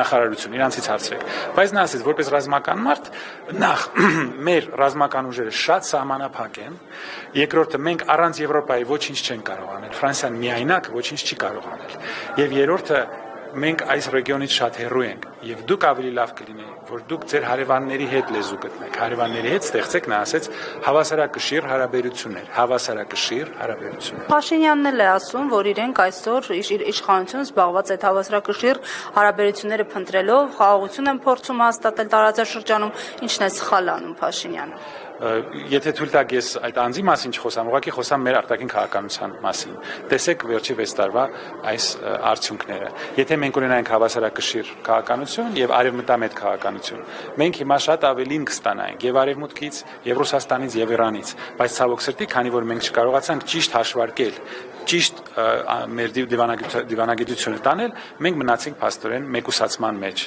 Մենք հիմա խնդրողի աղերսողի դերում ենք։ Դա է սխալը, պետք է չփչացնել հարաբերությունները Ռուսաստանի հետ եւ լուրջ առանց հեքիաթների ռեալ ձևով հարաբերություններ հաստատել Եվրոպայի հետ եւ Իրանի հետ։ Դրա տեղը մենք լիովին մեր հույսերը դրեցինք եվրոպական հեքիաթների վրա եւ մնացինք այսպիսի վիճակում։ Շնորհակալ եմ։ Շատ շնորհակալ։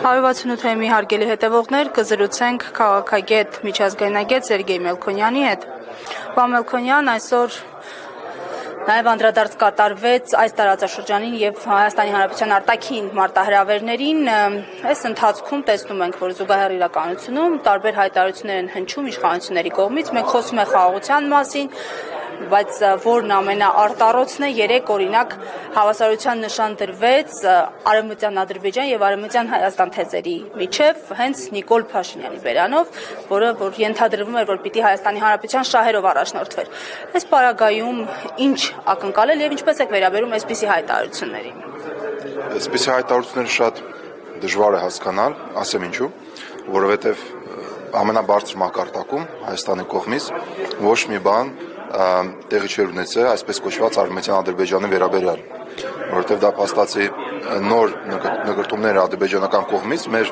ինքնիշխանության եւ տարածքային ամբողջականության դեմ, բայց Հայաստանը պաշտոնական ոչ մի ձև փաստացի չի արձագանքում դրան։ Հակառակ ինքը փորձում է դնել նույն մակարդակի, ոնց նշեցիք, Արմենիան Հայաստանի հետ։ Փաստացի դա նշանակում է, որ փորձում են բերել Հայաստանը այն ֆրեյմի մեջ, որ կա ինչ-որ պատմական ու կա իրական Հայաստան, բայց խնդիրը նա է, որ Ադրբեջանում այդ ֆրեյմով չեն ապրում։ Իրանց մոտ ընդհակառակ է, իրանք ապրում են այսպես կոչված պատմական Ադրբեջանի ֆրեյմի մեջ, որը հակադրվում է իրական Հայաստանին։ Սա շատ խոր միտք է, որը չի համընկնում այստեղ Հայաստանի մոտեցում եւ Ադրբեջանի մոտեցում։ Հետևաբար, եթե Հայաստանը որտեղ գրում է այսպես կոչված իրական Հայաստանի օրակարգը, հետևաբար Ադրբեջանը պիտի այդ մոտեցումը որտեղ գրի։ Իսկ այնտեղ հակառակ, այնտեղ խոսում են իրանց պատմական նկարտումների մասին, իսկ Հայաստանը ասում է, չէ, մենք պիտի իրական կյանքի մեջ ապրենք։ Եվ այս հակասությունը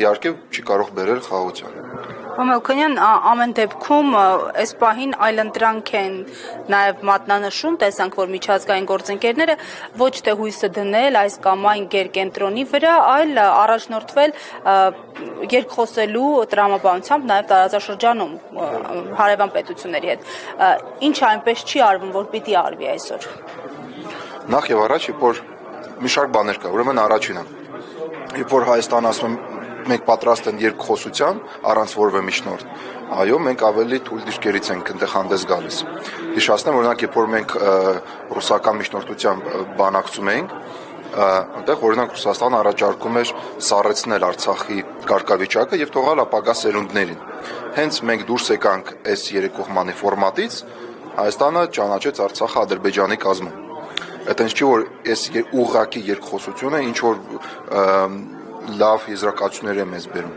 Երկրորդը, երբ որ մենք ասում ենք, որ մենք պիտի խոսենք միայն տարածաշրջանային երկրների հետ, նշանակում է մենք հաշվի չենք առնում այն պոտենցիալ դաշնակից եւ շահակից ընկերների մոտեցումը, որը կարող է նպաստի մեր դիրքերին։ Խոսքը գնում է օրինակ Իրանի մասին։ Երբ որ Հայաստանը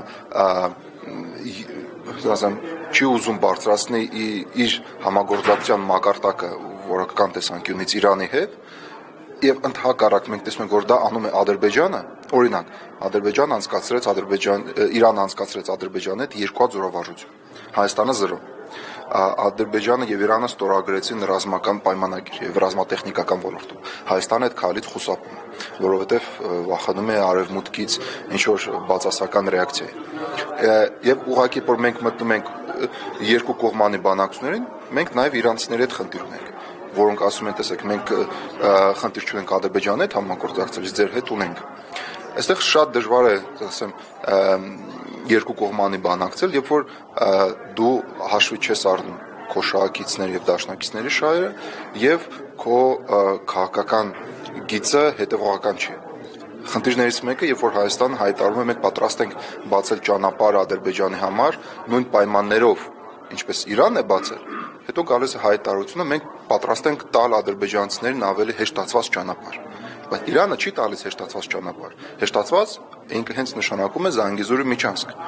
Հետո եթե գոնե Հայաստանը փորձի օրինակ, չէ, որ շատ հաճախ ասում են, դե փորձագետները մեկնաբանում են, բայց ոչ մի բան չեն առաջարկում։ առաջարկներից մեկը կարող է լինի հետևյալը. կոմունիկացիաների ապաշրջապակումը դնել 3+3 ֆորմատում։ Եթե մենք խոսում ենք տարածաշրջանի կոմունիկացիաների մասին, ապա եկեք այդ հիմա 3+2 ֆորմատում խոսանք, որտեղ Հայաստանը կունենա ավելի պին դիրք, հաշվի առնելով, որ այնտեղ բանակցող կողմերից մեկը կլինի Իրանը։ Հետևաբար ավելի դժվար կլինի գնալ այնպես միակողմանի զիջումների։ Այսինքն պնդումը, որ մենք այսօր օբյեկտիվորեն թույլ վիճակում ենք եւ աշխարհաքաղաքական առումով շահեկան վիճակում չենք, այդքան էլ ճշմարիտ չէ, հաշվի առնելով այն հնարավորությունները, այլ ընտրանքները, որոնք այս բանը նաեւ դուք եք մատնանշում։ Այո, իհարկե մենք գտնվում ենք այսօր թույլ դիրքում, բայց դու կարող ես չեզոքացնես քո դիվանագիտական տեսանկյունից քո թույլ դիրքը բանակցային սեղանի շուրջ, երբ որ դու բերում ես սեղանի շուրջ քո շահակիցին, որը պատրաստ է պաշտպանել նաև քո շահերը, որովհետև այդ նաև իր շահն է, որով Իրանը պարզ ասում էր, Հայաստանի տարածքային ամբողջականությունը ինքը նաև Իրանի անվտանգության մաս է։ Հայաստանի սահմանները իրանք նաև Իրանի սահմանների կարևոր մասերից մեկն են անվտանգության տեսանկյունից։ Այո, հետևաբար դու պիտի առնվազն կարողանաս փորձես բերես այդ շահակիցին, դնես բանակցային սեղանի շուրջ։ Պարոն Մելքոնյան, եւ անդրադառնալով վերջին ընտրություններին եւ ԱՄՆ եւ Վրաստան, արդեն ինչ-ինչ առումով որոշակիացվեց գոնե այս հատվածում, այս տարածաշրջանում հետագա անելիքները, ինչ սպասել Հայաստանի Հանրապետության համար, ինչպիսի ազդեցություն կունենան այս ընտրությունները։ Ինձ թվում է եզրակացությունը պարզ է։ Այդ եվրոպական ուղղությունը դեպի ինտեգրացիա եւ այլն, ինքը շատ մեծ խոչընդոտ տեղ ունեցավ, որ խոսքը գնում է Վրաստանում ընտրությունների մասին, Հայաստանը փաստացել ուղղակի այդ կապերից մեկը չունի Եվրոպայի հետ եւ ալտերնատիվաներից մեկը բացել Թուրքիայի հետ ճանապարհը, բացել Թուրքիայի հետ սահմանը, բայց Թուրքիան երբեք չի բացել Հայաստանի հետ սահմանը եւ Հական Ֆիդանը դրա մասին հայտարարել էր։ Մինչեւ Հայաստանը չբավարարի բոլոր Ալիևի պահանջները, մենք ոչ մի բան չենք անում։ Առավել եւս իրանք ասին, որ այսպես կոչված Զանգեզուրի միջանցքի ապագան կորոշեն մեր ադրբեջանական եղբայրները։ Թուրքիայի հետ դուք կարող չբանակցեք ոչ մի բանի մասին։ Նշանակում է, թե Հայաստանը շարունակում է իր ռազմավարական ուղղություններից մեկը ընտրել ինտեգրացիա դեպի Եվրոպա, ապա Հայաստանը պիտի նաև ինտեգրվի Թուրքիայի հետ։ Այստեղ այլ ընտրանք չկա։ Երբ որ խոսքը գնում է ԱՄՆ ընտրությունների մասին, շատ բարձ եզրակացություններ։ Առաջինը, Հարավային Կովկասի դերը ավելին կնվազի ԱՄՆ-ի արտաքին քաղաքականության առաջնահերթությունների օրակարգում, ավելի հետաքրքիր չի լինի, եւ երկրորդը, ինքը կարող է հետաքրքրի ԱՄՆ-ին Իրանին դիմադրելու տեսանկյունից։ Նշանակում է Հայաստանը, եթե գնում է դեպի արևմուտք, պիտի պատրաստ լինի Իրան ինստրումենտալիզացնի որպես միջոց Իրանի դեմ։ Հիմա ինչքանով է դա արտարացված, հաշվառնելով, որ Իրանը պատրաստ է նաև մեր շահերը պաշտպանել, ինձ չի թվում։ Դեպի արևմուտք դիրքավորումը ասում ենք, որ բացասական հետևանքներով է հղի, բայց դեպի Ռուսաստան դիրքավորումն էլ պնդում են, որ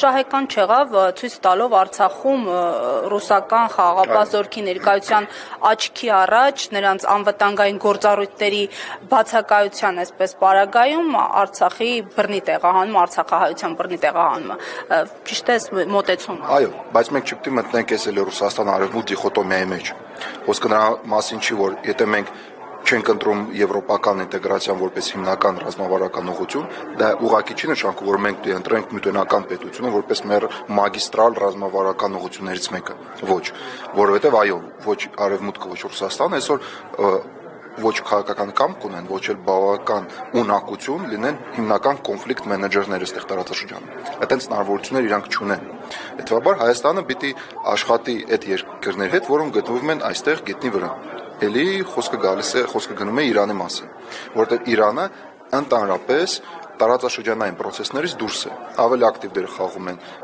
Ռուսաստանը եւ Եմեն։ Եվ անշուշտ Թուրքիան, որը փաստացի ռազմավարական պայմանագիր կնքեց Ադրբեջանի հետ։ Իրանը այս տարածաշրջանում դեր այդ խաղացողներից չի, բայց Իրանը միակ պետությունն է տարածաշրջանային դերություններից, ով որ ունի դիվանագիտական հարաբերություններ բոլոր 3 պետությունների հետ՝ Հայաստանի, Վրաստանի եւ Ադրբեջանի հետ։ Ռուսաստանը չունի Վրաստանի հետ, Թուրքիան չունի Հայաստանի հետ։ Հետևաբար Իրանը այստեղ ավելի բարենպաստ դիրքեր ունի, բայց Հայաստանը, ասենք ասեն, չի խաղացնում Իրանին այս տարածաշրջանային process-ների մեջ։ Օբյեկտիվորեն վախենալով ամերիկյան սանկցիաներից, այսինքն մտածում եմ, որ ինքնին կկիսեն սանկցիաների ճակատագիրը իրանական։ Ինձ թվում է, հա, իրանք առաջներտին մտահոգված են բացասական ռեակցիայից, բայց մենք տեսնում ենք Ադրբեջանի դեպքում որևէ բացասական ռեակցիա չկա։ Հակառակ Ադրբեջանին կոչում են reliable partner, լավ գործընկերն, որը այո, պատրաստ է մեր հետ համագործակցել տարածաշրջանում։ Իսկ Հայաստանը խուսափում է ինչ որ ավելի որակապես նոր քայլերին դիմել, այո։ Շնորհակալություն։ Շնորհակալություն։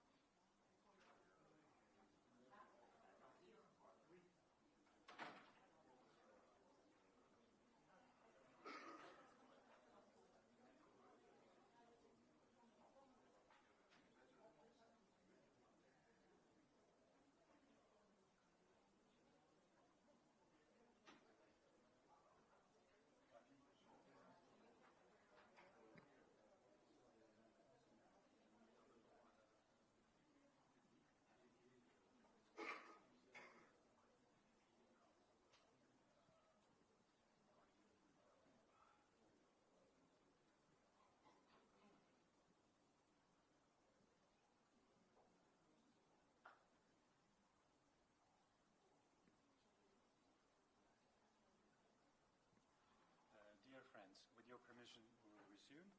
I must apologize. I'm very bad with introductions. My mind just goes blank. Please forgive me.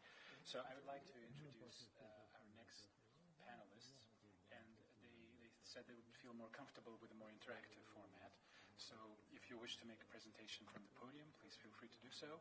Otherwise, if you'd like to have a seat over there and participate in a more lively discussion, I think that would be wonderful as well.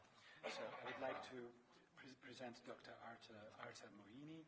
He is an academic, an expert on international political thought and IR theory, geopolitics, Director of Research at the Institute of Peace and Diplomacy in Washington, D.C. Arta, is this right? Yes. Very well.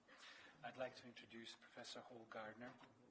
He is a former professor at the Johns Hopkins School of Advanced International Studies, Professor Emeritus at the American University of Paris. His area of expertise is geopolitics, NATO expansion. Am I right? Yes. Very good. And it is a pleasure to introduce Philippe Calfayan, Rafi Calfayan, a professor of international public law at the University of Paris and a legal advisor to the government of France, I take it. So I will turn it over to you, gentlemen.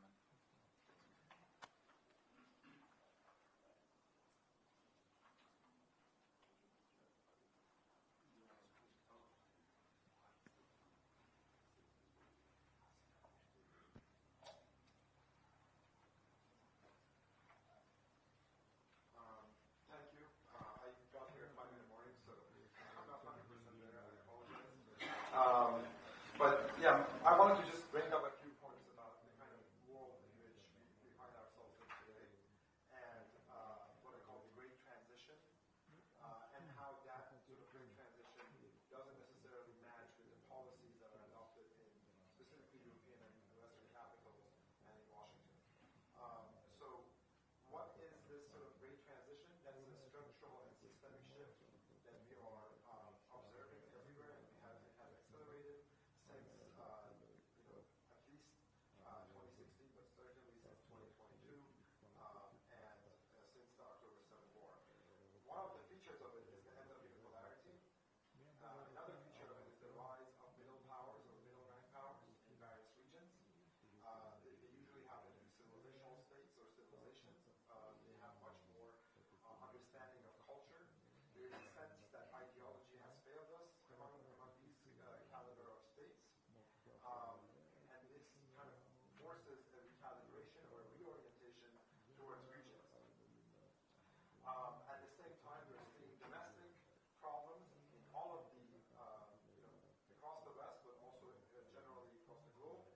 And the lowest level of trust between governments, in governments, between the people and the states. And this is something that, again, is forcing a reckoning towards the domestic.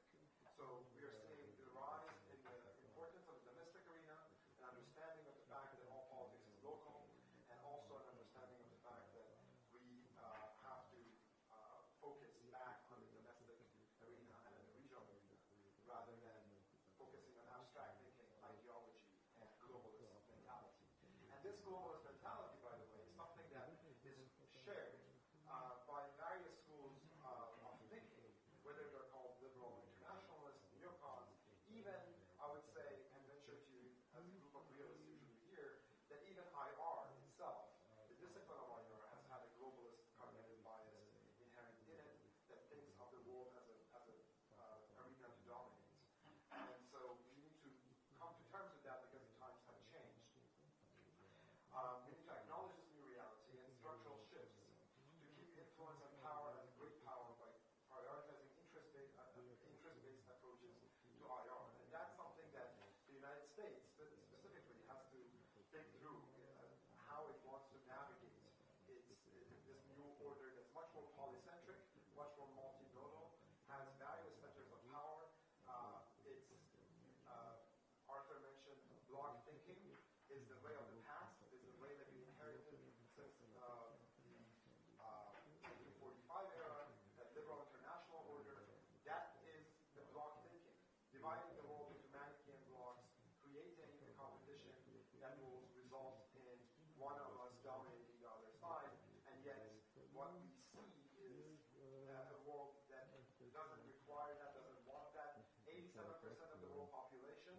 didn't take the West side on Ukraine.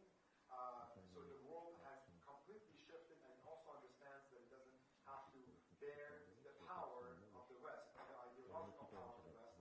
But the ideological power of the West was always coming across because of the material power of the West. And that ideology has also made the material power of the West decline. So we have a kind of relative decline. It doesn't mean that the United States is not already or still the biggest or the most powerful country in the world, but it has declined, and that decline is relative to its own power in the 1940s and 50s.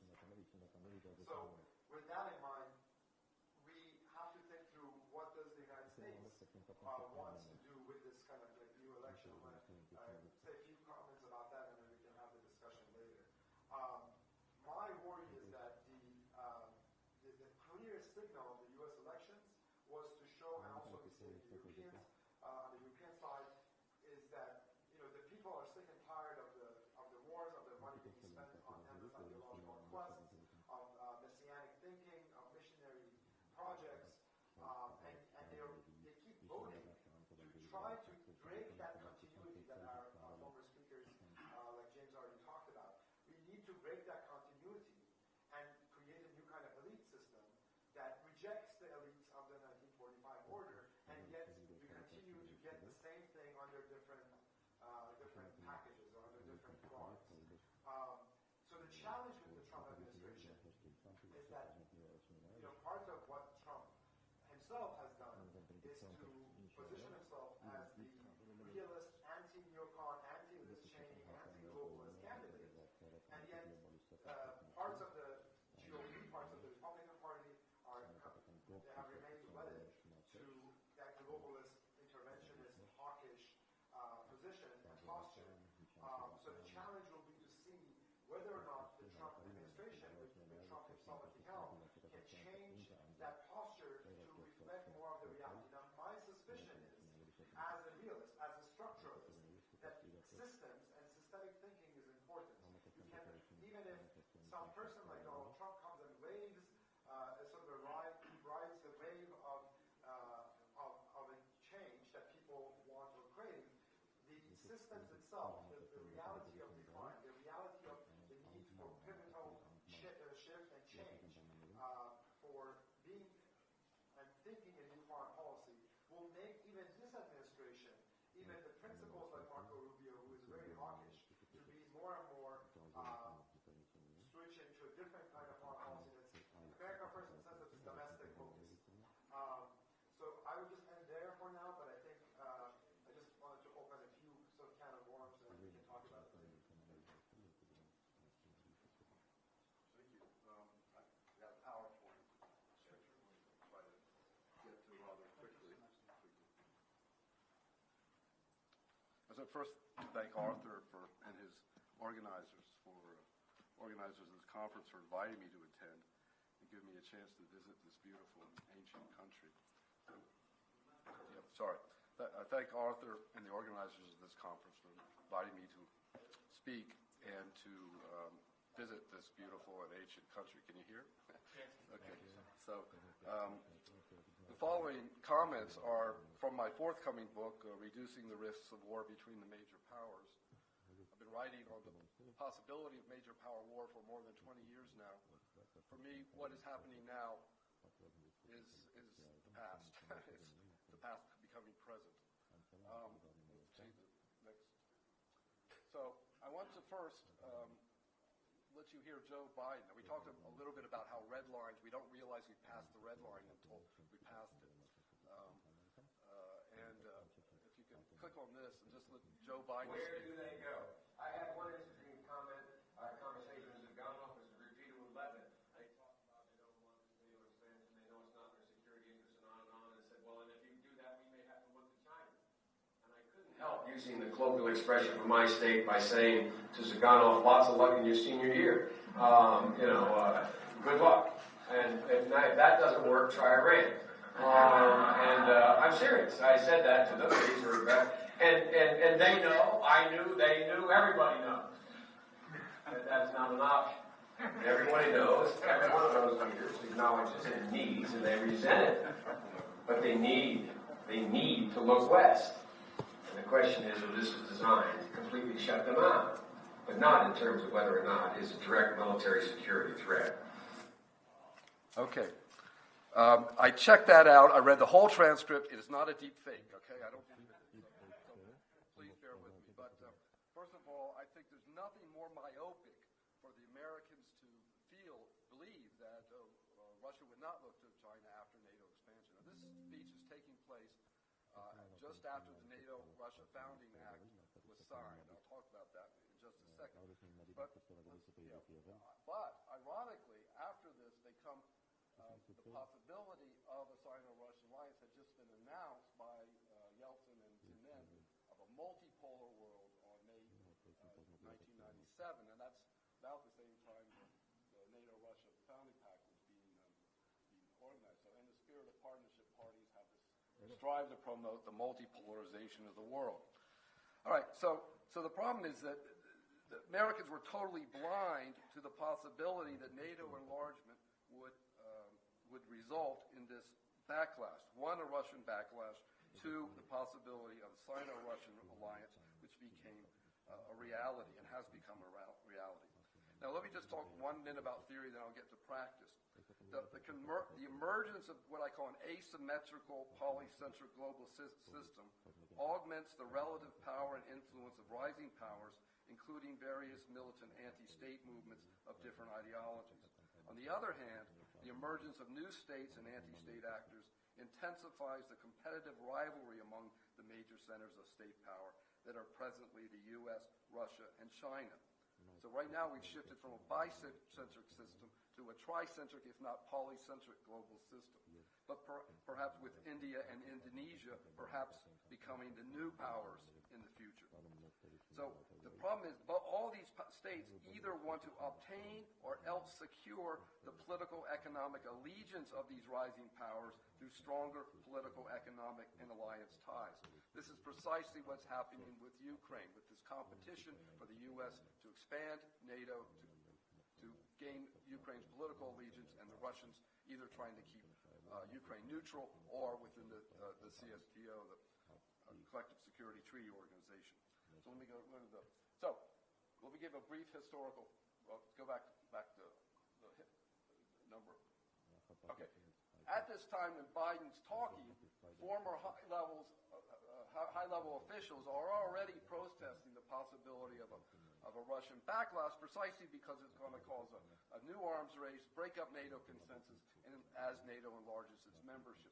Not only that, but NATO expansions, plus the NATO's air war over Serbia, press Russia and China even closer together, and I'll explain that in just a minute. Okay, next. Okay. The critics of NATO enlargement, Supreme Commander Andrew Jackson, Supreme Commander Jack Galvin, Chairman of the Joint Chiefs John Chevalier, your neighbor from originally Georgia, Secretary of Defense William Perry, the founders of Containment George Kennan and Paul Nitze all opposed NATO enlargement. All of them opposed NATO enlargement, and Clinton overruled them. I can't think of anything more devastating to American policy than that. And there was, contrary to the NATO or nothing, the Partnership for Peace, which every one of these men supported, could have worked had it been implemented in the way it was proposed by these NATO leaders. Okay. So then, against Biden's promises that NATO would not represent a military or security threat, he said. Both Moscow and Beijing saw the U.S.-led NATO intervention not as a war of humanitarian intervention, but as a war of aggression. It was a show-off event. NATO used high technology, satellites, computer, you can name it, just to show off its power. And this created a fear in both Russia and China that NATO could use these weapons against them. Okay. So, furthermore, what's more important, so not only a violation of the UN Charter, the Helsinki Act, but the NATO-Russia Founding Act itself in 1997 that they had just signed 2 years before NATO starts bombing Serbia without consulting Russia. Turn to the next slide.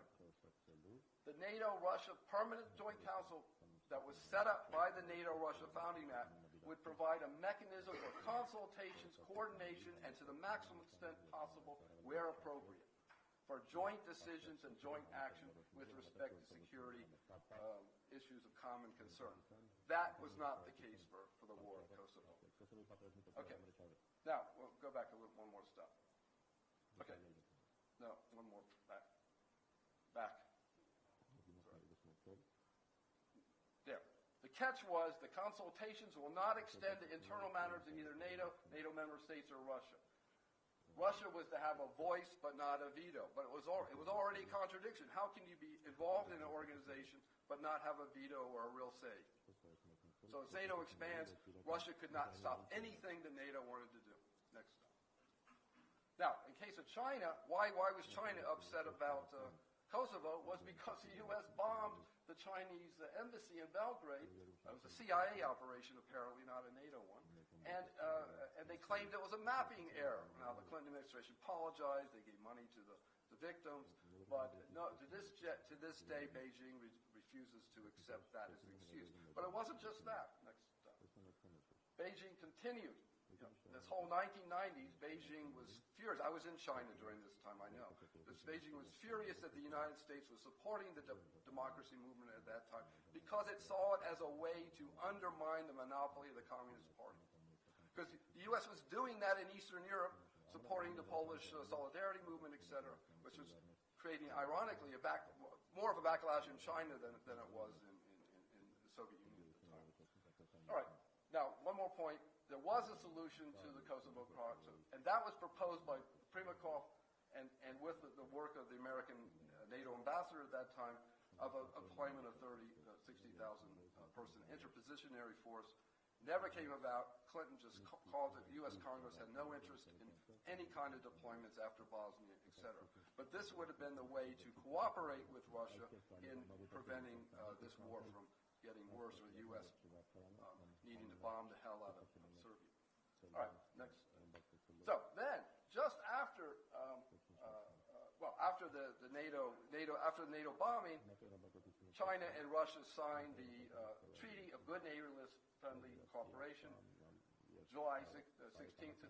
That's the treaty that was just extended recently when Beijing and Moscow formed a no-limits partnership. Just before the invasion of Ukraine in 2022. So this was already in motion, this Russia-China alliance. Okay, next stop. Now, what other ways? They expanded their cooperation, China expanded their cooperation through the Shanghai Cooperation Organization. That was formed in 96, but then it was expanded. Uzbekistan, and then Pakistan and India joined, Belarus joined later. Next one. So, now in the meantime, of course, the United States, after Russia and China have signed their partnership, the United States begins the September 11th operations after the attack in Afghanistan. And the U.S. offered this blank check. The U.S. Congress gave the American government a blank check in GWAT. So this has cost up to $8 trillion in debt so far, since all the interventions from Afghanistan, Iraq, Libya, you name it. And at the same time, the Bush administration planned to target North Korea, Iran, Iraq, Syria, Lebanon, Libya, Somalia. Now, the theory part of that is that the United States wanted to prevent these states, particularly Iraq, from becoming poles or centers of power if they acquire nuclear weapons. But it was all exaggeration on the part of the American administration. Okay, now this is interesting, though. You see, at that time, we formed the NATO-Russia Council, which brings Russia into a closer relationship. Putin actually expresses the interest of joining NATO, but as an equal, and that's the catch. You couldn't be an equal if you didn't have a veto. Well, the U.S. was never going to accept that. But what becomes more of a multipolar world is the Iraq War actually allows the expansion of Iranian influence in Iraq and Syria, and it actually opens up the door to Iranian, the new Iranian pole or center of power, if you want to call it, in this polycentric global system. And what's interesting, just a side note, is that when I was able to meet Iranian official representatives in the West European Union in Paris at that time after the war, and they didn't jump on me as American. They woke up and shook my hand and said, "Thank you." The United States had just eliminated Saddam Hussein, who they fought 10 years of war. They weren't fearing that the Americans were going to intervene in Iran. No, they were looking for an alliance with the Americans. And that's why they began their talks for Iranian nuclear reduction of the enrichment program. It's not because they feared the United States. 16 agencies the United States claimed was because they feared the Americans because of the Iraq War. I really dispute them all. Okay, next.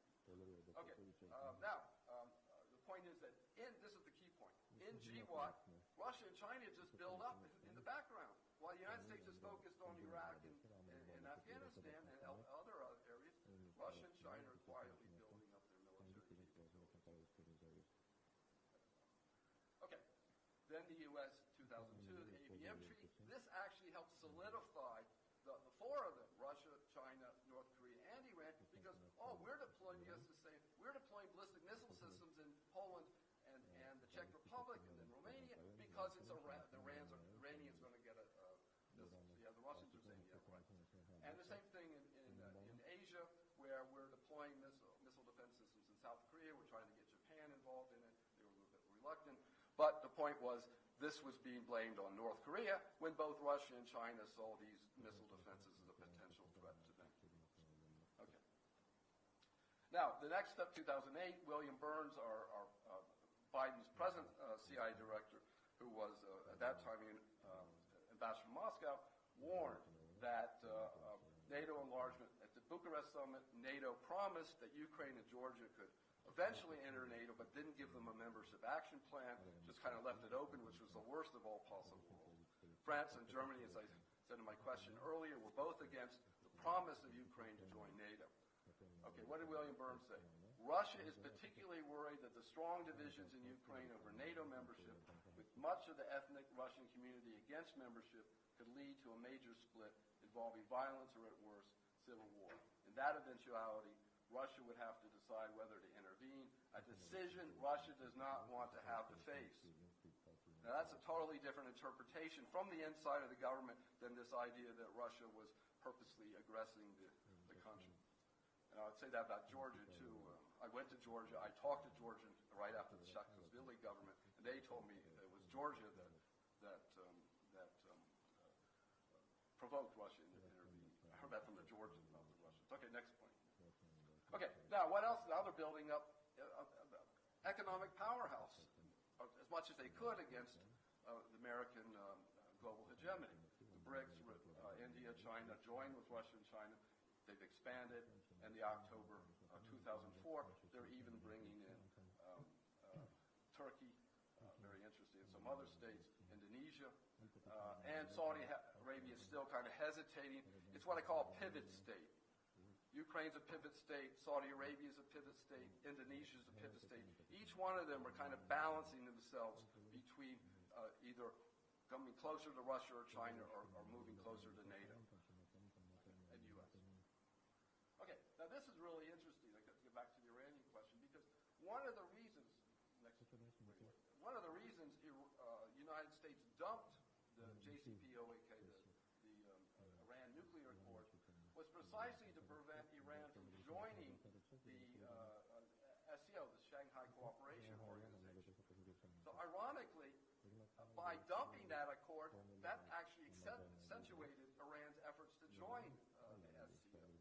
So again, U.S. did the opposite, its policy did the opposite of what, and resulted in the opposite of what was intended. And so now Iran is developing or enriching its nuclear capability. It's claiming still that it's not developing nuclear weapons. It's sort of back and forth, arguing one way or the other. Nevertheless, it all stems from the Trump decision to dump this accord that was really negotiated, as I said earlier, from 2003 on with the Obama administration, with the European Union.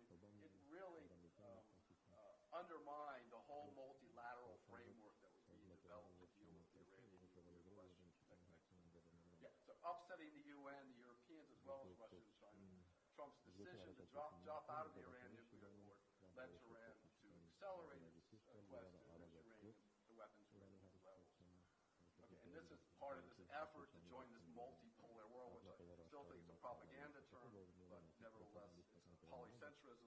It's different. I can argue that later. Go ahead. Okay, now the rise of China in this tricentric system is playing a major role. They claim they've reduced tensions with India over Kashmir, but most importantly in the region, for our debate here, Iran and Saudi Arabia are being brought into approach. And therefore, Beijing is looking for peace. It's playing the role of the Americans. The Americans can't bring peace. China is trying to. So they've reached out to Saudi Arabia, Jordan, Palestinian National Authority, etc., and Hamas. Okay, next slide.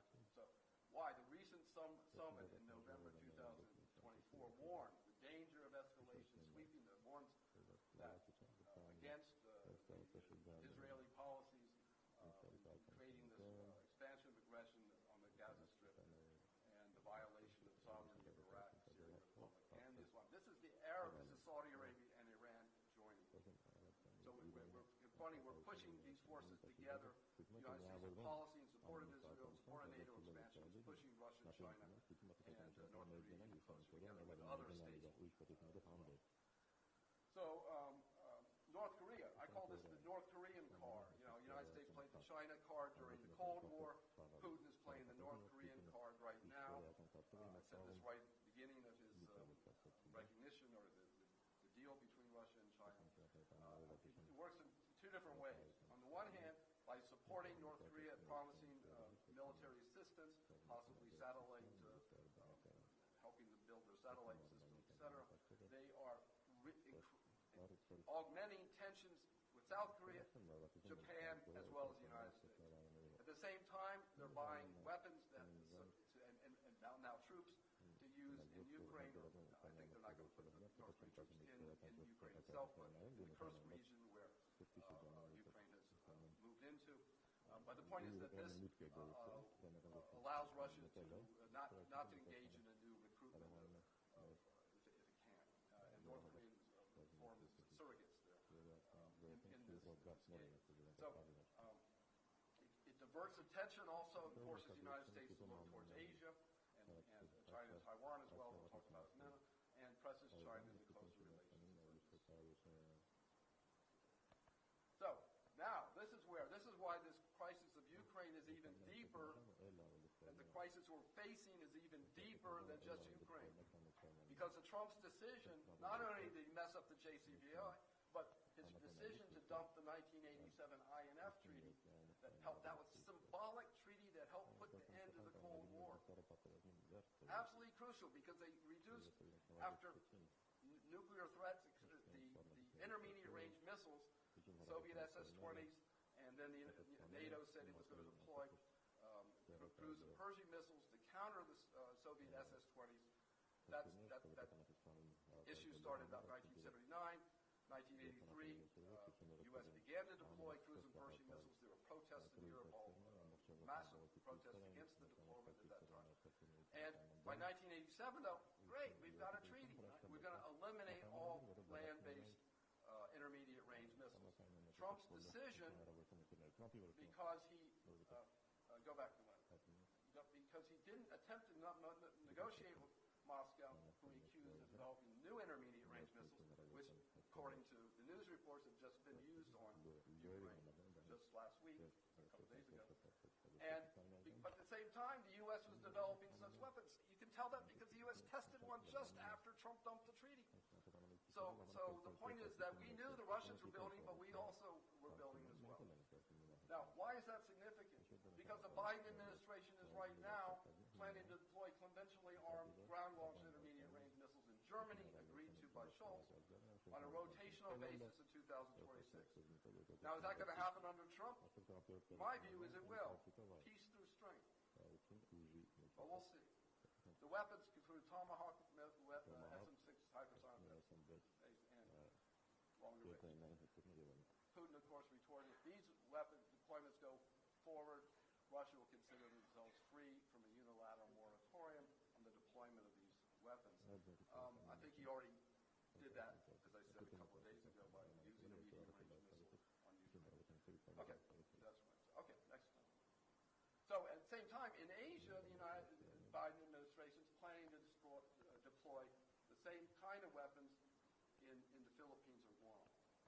So we're entering a new phase of a conflict. It was a bicentric conflict between the United States and Soviet Union in 1987. It's a tri- or polycentric conflict in the present situation. Change the next slide. It returns us back to the Euro missile crisis, the period 78 to 87. It's a new Asia missile crisis as well. The United States nuclear employment guidance now speaks of the need to deter Russia, China, and North Korea simultaneously. And think about Iran on the side. That's the 5 powers. U.S. Next. So we can go. I didn't have enough time to do. This was a mix of U.S. Foreign policy and IR theory. So Russia, Ukraine, Israel, Iran, AUKUS Pact, U.S., UK, and Australia, quadrilateral security dialogue. These are all the means the United States is attempting to revitalize containment against Russia, China, North Korea, Iran, and so a few other allies. All right, here's just an example. South Korea threatens to develop nuclear weapons. They did this before in the 70s. Oh, the United States has a tight interrelationship with South Korea. That's another reason that gives North Korea more impetus to form an alliance with Russia. The Pentagon sees Russia and China cooperating versus Taiwan, while Moscow and Beijing see Taiwan is trying to stir up a Ukraine-style crisis in Asia. As long as we have this totally separate dialogue, separate narratives, we're not going to be able to communicate with each other, and the tensions are just going to mount. Okay, so finally, just to conclude, U.S. failure refusal to bring Russia into a new system of European security, as was promised by both the Bush senior administration and the first-term Clinton administration, failed. This meant that our system has moved, global system has moved from a bicentric system to an even more dangerous asymmetrical polycentric global system characterized by rival states, anti-state movements. I include those as well. Because Al-Qaeda was like almost like a nation state. It created such fear. It was the image of Al-Qaeda. And that's important in this new media image. Is very important in this hybrid warfare. All right, so U.S. efforts to sustain its alliance coalition is military predominant to political economic hegemony versus Russia, China's allies, risking major power war. Innovative diplomatic compromises cannot be the coming years, it's essential to press the Trump administration make good on his claims that he can bring peace between in all these conflicts, and that we need a new global peace initiative. It must be forgotten. We're not the witness, and I refer back to Arthur's comments. This is a historical repetition. It's not any different than Athens and Sparta. And must be forgotten to witness an even greater horrors than we've seen in the past in human history. Thank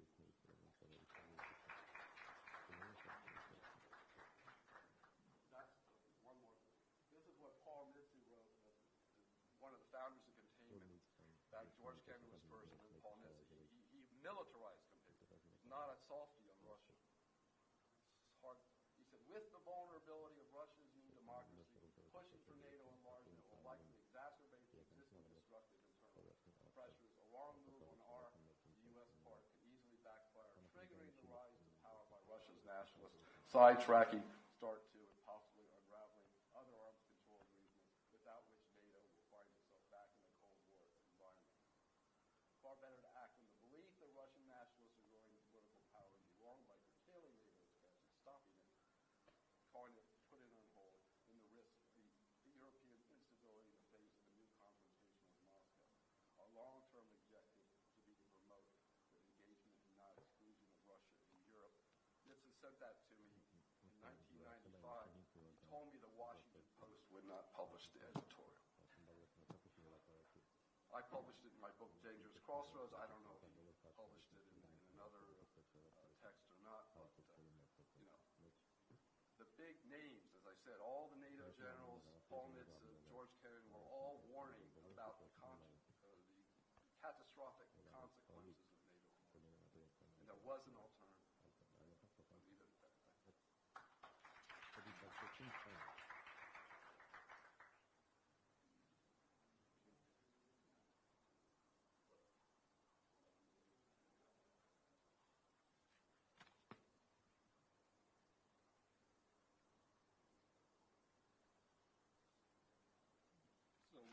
started by a very sad presentation of global picture this morning, and in fact, my speech will try to go from these global challenges to the situation of small states like Armenia.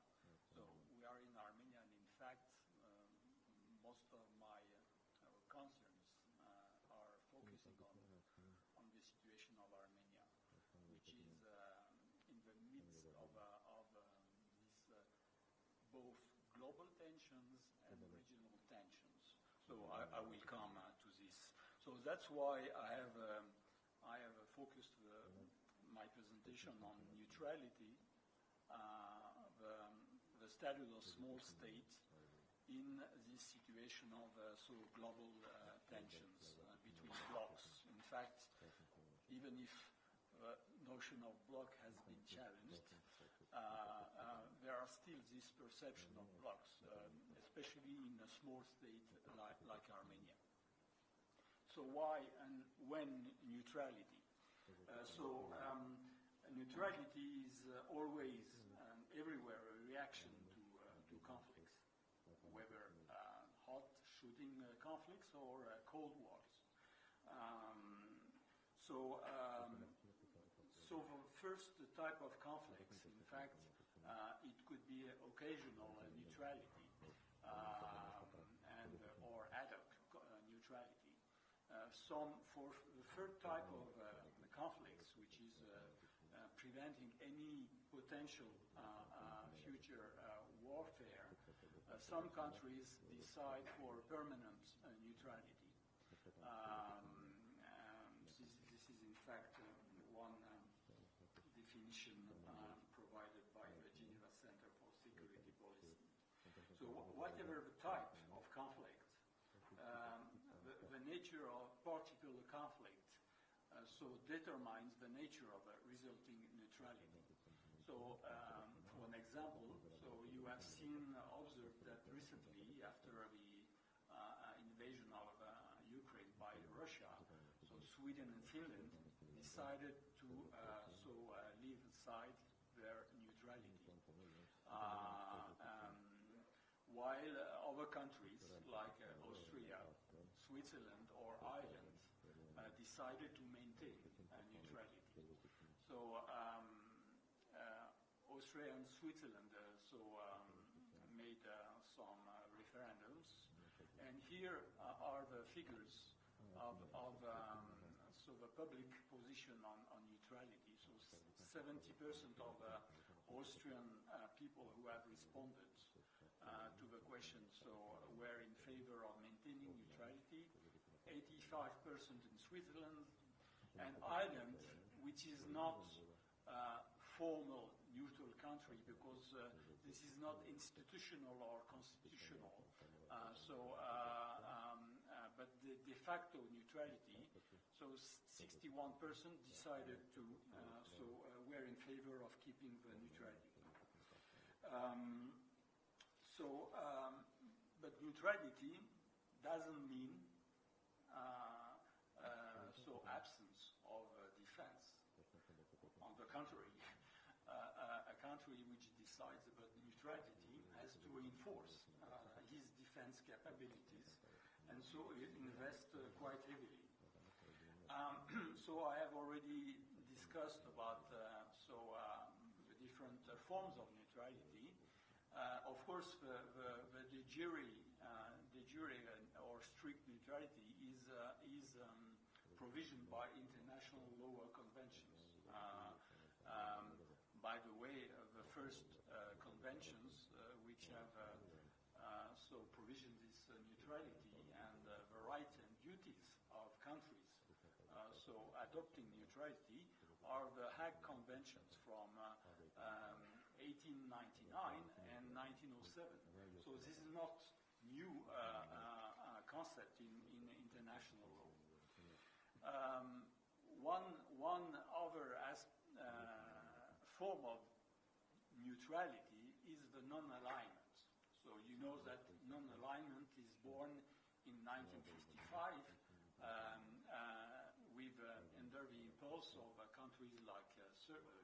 former Yugoslavia, Indonesia, and such countries, Algeria as well. And so the classical meaning of non-alignment is in fact to avoid being attached or to competing security alliances. So for some countries, this non-alignment goes beyond the military aspect. In fact, some countries decide to be non-aligned for civil, let's say, cultural or ideological values. By the way, this is one of the arguments that was provided by Russia when they were talking about rapprochement with Europe. They were ready to rapproach with Europe, but not giving up some of the cultural values of a country. And this kind of values are not the argument of Russia only. There are other countries which, in fact, refuse to adopt values that they consider as Western and imposed by the West. This is classically the case of China. They don't accept the conception of human rights by the West. Japan doesn't say the same, but they also care for their cultural values. So non-alignment is in fact a form of neutrality. So now let's come to positive neutrality. So positive neutrality is in fact a word that I have brought back to the light of the Armenian world because this was one of the policies that the Armenian community adopted in the 1970s and early 1980s in Lebanon when the civil war burst out. The civil war was the fact of many groups, many clans. And the Armenian community was harassed by each of these groups conflicting with each other to join, to make a choice and choose its camp. And so the Armenian political leadership of this community decided to adopt a positive neutrality policy. And this is and they have been quite successful because this was the only way to protect the Armenian community for some tragic events. So they have implemented a self-defense policy and a dialogue with all groups, but not participating or joining any alliance in this civil war. But some other positive neutrality concepts have been brought in the past as well. For an example, the Japanese Socialist Party in 1962 was advocating for positive neutrality in its foreign policy. They went so far as to promote the ideas that the American military bases should withdraw from Japan. At the same time, of course, this was a social party, so they were trying to have a better relationship with the Soviet Union at this moment. But at the same time, they were advocating for having a talk with the Soviet Union to negotiate the return of Kirill Islands. So it was, of course, this policy has never been implemented in Japan. So you also have the case of Turkmenistan and Zambia. I will come back to Zambia, but just take the case of Turkmenistan. Turkmenistan is a former Soviet republic, and when the Soviet Union has been dismantled, Turkmenistan has decided from the very beginning to adopt a neutrality policy in foreign relations. So this is very strange for former Soviet republics, but this country, of course, to the difference of Armenia, Turkmenistan is rich in mineral resources, especially naft resources, and so they decided to. Sorry, can you come back? Turkmenistan decided to go for neutrality. So in the beginning it was a de facto neutrality, but in 1995 they make it constitutional, and they made adopt by the UN General Assembly a resolution which has been adopted at the unanimity by 185 countries. So they have recognized the neutrality of Turkmenistan. And this brings me to another aspect. In fact, neutrality is valid if third parties accept your neutrality. So, in fact, we will come back to this subject regarding Armenia. So the future of neutrality in the global context that all the speakers have already described this morning, neutrality has in fact quite a good future. And not only the neutrality that is de facto, constitutional or opportune, but also the non-alignment. In fact, today there are 120 countries which have joined this movement. And not very surprising, but Azerbaijan is part of that. Azerbaijan has joined this movement in 1998, so it's quite recent. And I think this is the 14th summit of this movement has been held in Azerbaijan in 2019. So this is quite interesting move from Azerbaijan. This is also self-speaking about Azerbaijan foreign policy. They are not aligned either on Russian Federation or on the West. They are playing games between the two blocs. So in fact, the Geneva Center for Security Policy believes that there is a very positive future for this neutrality or non-alignment policies. So let's come now to small states, but I will not spend time on this because small states, we all know that small state doesn't mean it's small geographically or because it's small population or limited amount of national resources. But this is a mix of all this.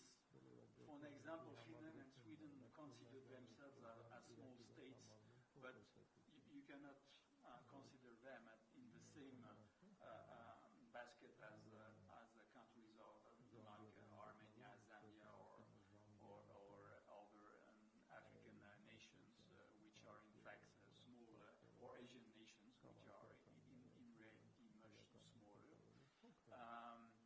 But the small states today have not another option than relying on international law principles and so opting for multilateralism. Because in this context of growing geopolitical tensions and global challenges,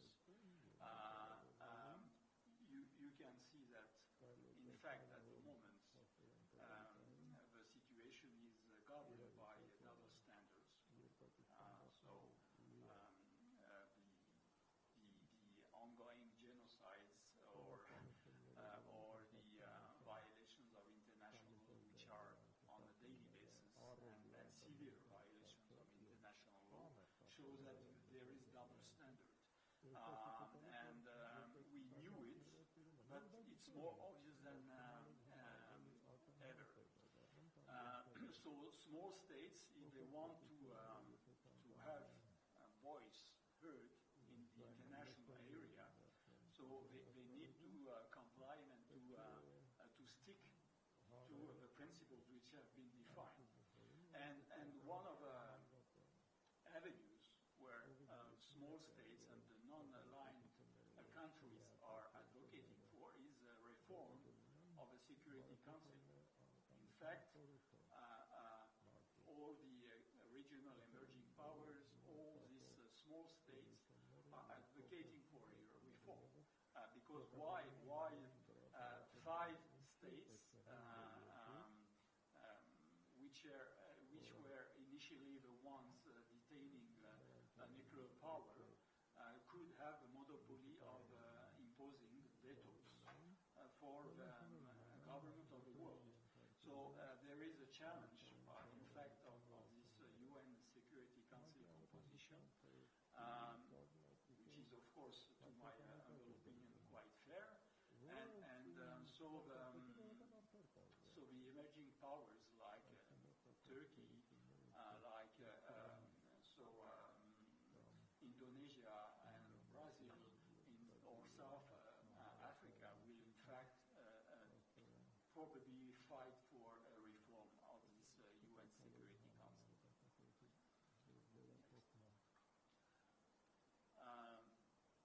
So basically, what happened is, in fact, when the first Cold War terminated at the end, at the moment of the dismantling of the Soviet Union, so people were in fact have witnessed U.S. hegemony, and so neutrality has become less relevant for small states. But since the rise of China, the re-emergence of Russia, and the economic emergence of countries like Turkey, India, Brazil, so multipolar balance of power is in motion. And so that's the signal, in fact, for realists and non-realists that a global balance of power might mean for small states to adopt neutrality. So why did I mention Zambia as a pertinent case? Because Zambia, which is an African country, shares a few common features with Armenia. First of all, this is a copper extractor country, so this is and exporter. So copper is the main mineral resource of Zambia. This is a landlocked country. Also, for PR, Zambia is presenting itself as a land-linked country, which to some extent resembles to the Armenian project, which is called Crossroads of Peace. So creating transport links between the countries of the region. Similarity, so it's on those aspects, but not on population, because it is a 21 million population. GDP is $30 billion US, while Armenia is 24. So the president of Zambia, so in 2021, so decided to restructure the foreign policy of the country. In fact, China was having more and more influence on the economy of the country. In order to balance the influence of China, they decided to move and to so open new doors to US and UK. But not only. So they decided to adopt their traditional so positive neutrality, and they also opened the door to the neighbors of a country, and also to some emerging powers like Saudi Arabia, Turkey, or UAE. So that illustrates that Zambia, which is at the heart of regional trading and transport networks, so valued the importance of cross-border cooperation, but by keeping balance between different blocs. So US on the one side, China on the other, and the emerging powers on the other. So if we were trying to design tentatively a positive neutrality policy for Armenia, so it wouldn't be, for the time being, constitutional or functional neutrality, but opportune neutrality. It would consist of staying away from antagonism between so the great powers, so mainly US, Europe, and on the other side the Russian Federation, to avoid being engaged in a proxy war like in Ukraine. So positive neutrality for Armenia would mean adopting Western principles, especially democracy and rule of law. There is no much alternative for Armenia. They cannot go back because, as you know, 7 million of Armenians live in the diaspora, and mainly in democratic countries, maybe with the exception of Russian Federation, but where we have 2 million Armenians. But it would be very difficult for Armenians to accept concessions on democracy and rule of law. Although the country is not still in line with these principles at the moment.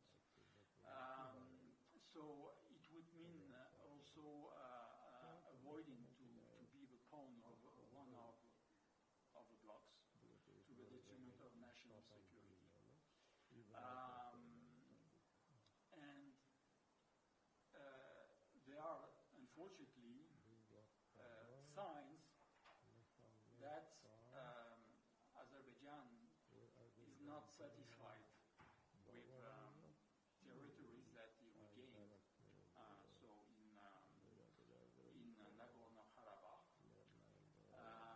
and they want, in fact, the effective implementation of November 9, 2020, trilateral ceasefire agreements.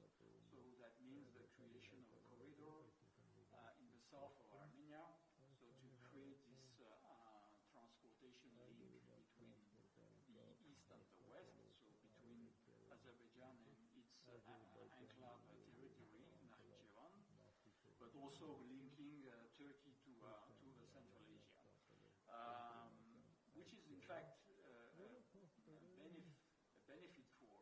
global economy, for the West as well. But this creation of corridor under this trilateral agreement was providing for control under Russian Federation border blocks. While today, since Armenia is opposing the control by Russia of this corridor, then Azerbaijan says, okay, then this corridor will be created at any rate, and we may take the control of this corridor, so with association with Turkey. So today Armenia is under real threat, and the potential regional conflict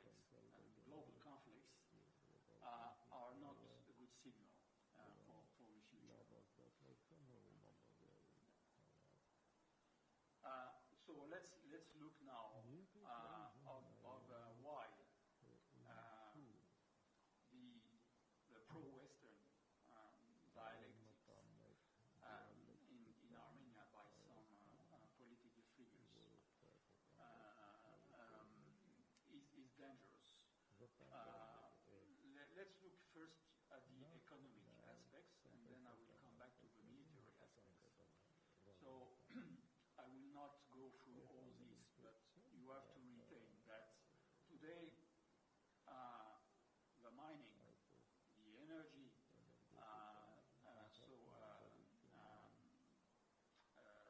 networks, the transportation networks are all depending on Russia. They are under their control. As far as foreign trade, so Russia represents 41% of exports and 34% of imports. Look at the figures for EU and USA. So they represent only 8% of exports and 19% of imports. So there is a real risk of cutting ties with Russia at the moment. Another aspect is that there has been a booming of Armenian economy, which is quite artificial since 2022, because part of the economy is in fact built on re-export of some mineral resources, so like gold, but also some other stuff like which are not, by the way, very transparent. So you have the diamonds as well. It's very surprising that we are re-exporting telephone and telegraph equipment because we don't manufacture those equipments in Armenia. So this is purely import and re-export. But as you can see, the re-export economy is artificial because we are just serving as a platform due to the current war circumstances. Another aspect is that 70% of total exports are non-value-added products. I mean, non-processed products. No, 50%, sorry.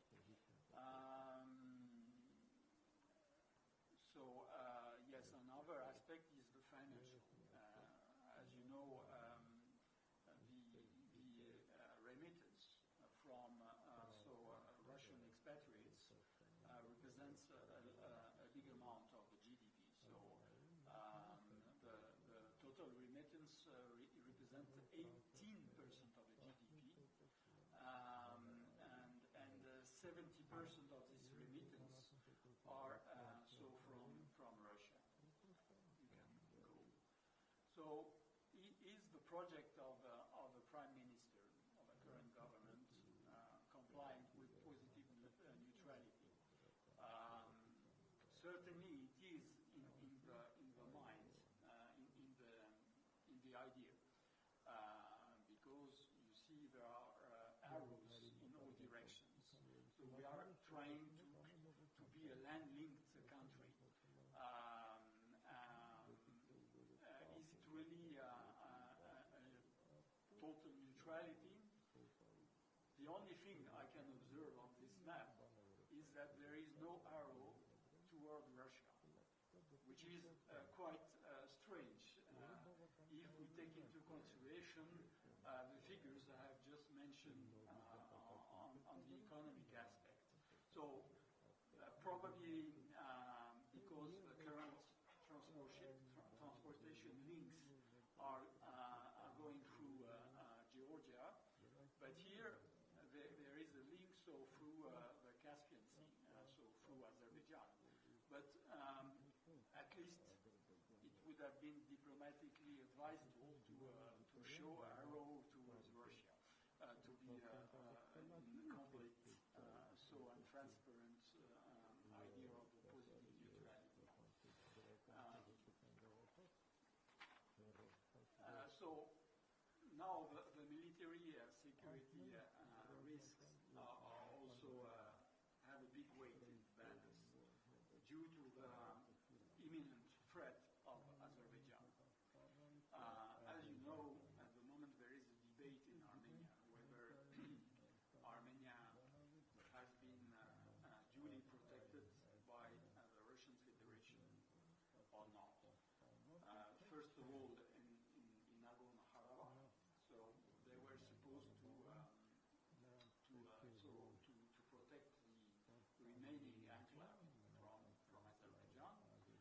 but also because Azerbaijan entered the Armenian territory and occupies 200 square kilometers of Armenia proper.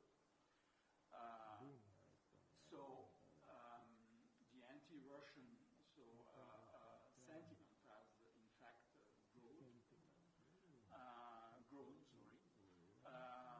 But is it really advisable to go much farther in the current situation and so cancel all our agreements with Russia, because we have no similar agreements with other countries. There is a Russian air base in Gubri, which is the second city of Armenia, at the border with Turkey. So the Russian border guards are posted at the Iranian and Turkish borders. There is a bilateral military agreement between the two countries, which has been renewed in 2010,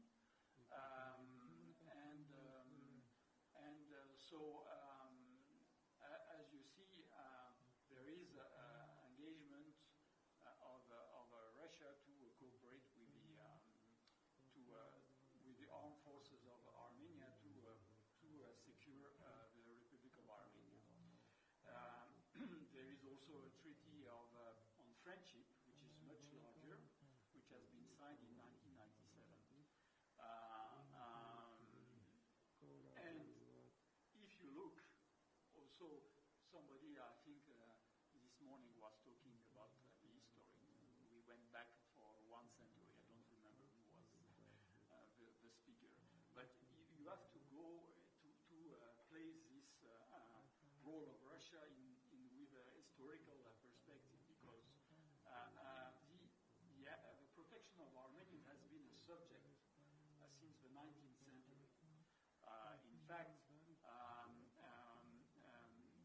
Armenians were placed under protection of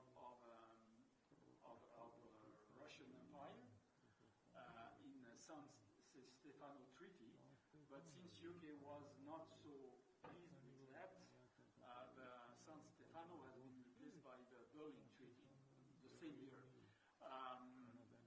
But when the First World War was about to burst out,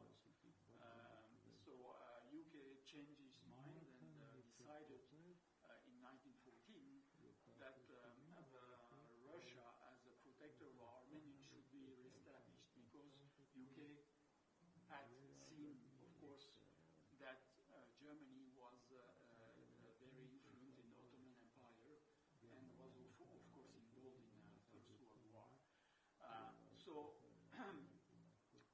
And you have also to remember that when the genocide started, only the Russian troops came into the Ottoman Empire to protect and save some Armenian population in some eastern region of the Ottoman Empire. So this weight of history should not be neglected. So today there is a bet in Armenia, and this bet, so we can go to the next. Yes, sorry. This bet is whether France, as some people claim, or US can come and protect Armenians. I mean, military on the ground. The response is clearly no. Is clearly no, and this is not my opinion. This is clearly what you could have understood from the presentation of this morning by Mr. Lebrier, but this is also the opinion of US officials or the expert of the RAND Corporation, which have clearly said to Armenia, we are ready to support you for restructuring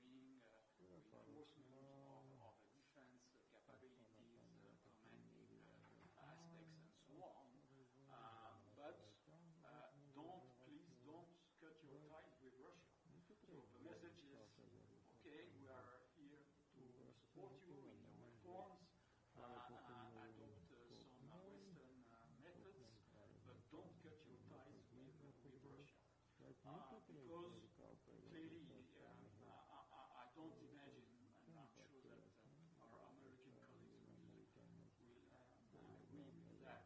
We don't imagine USA coming in Armenia, and intervene military,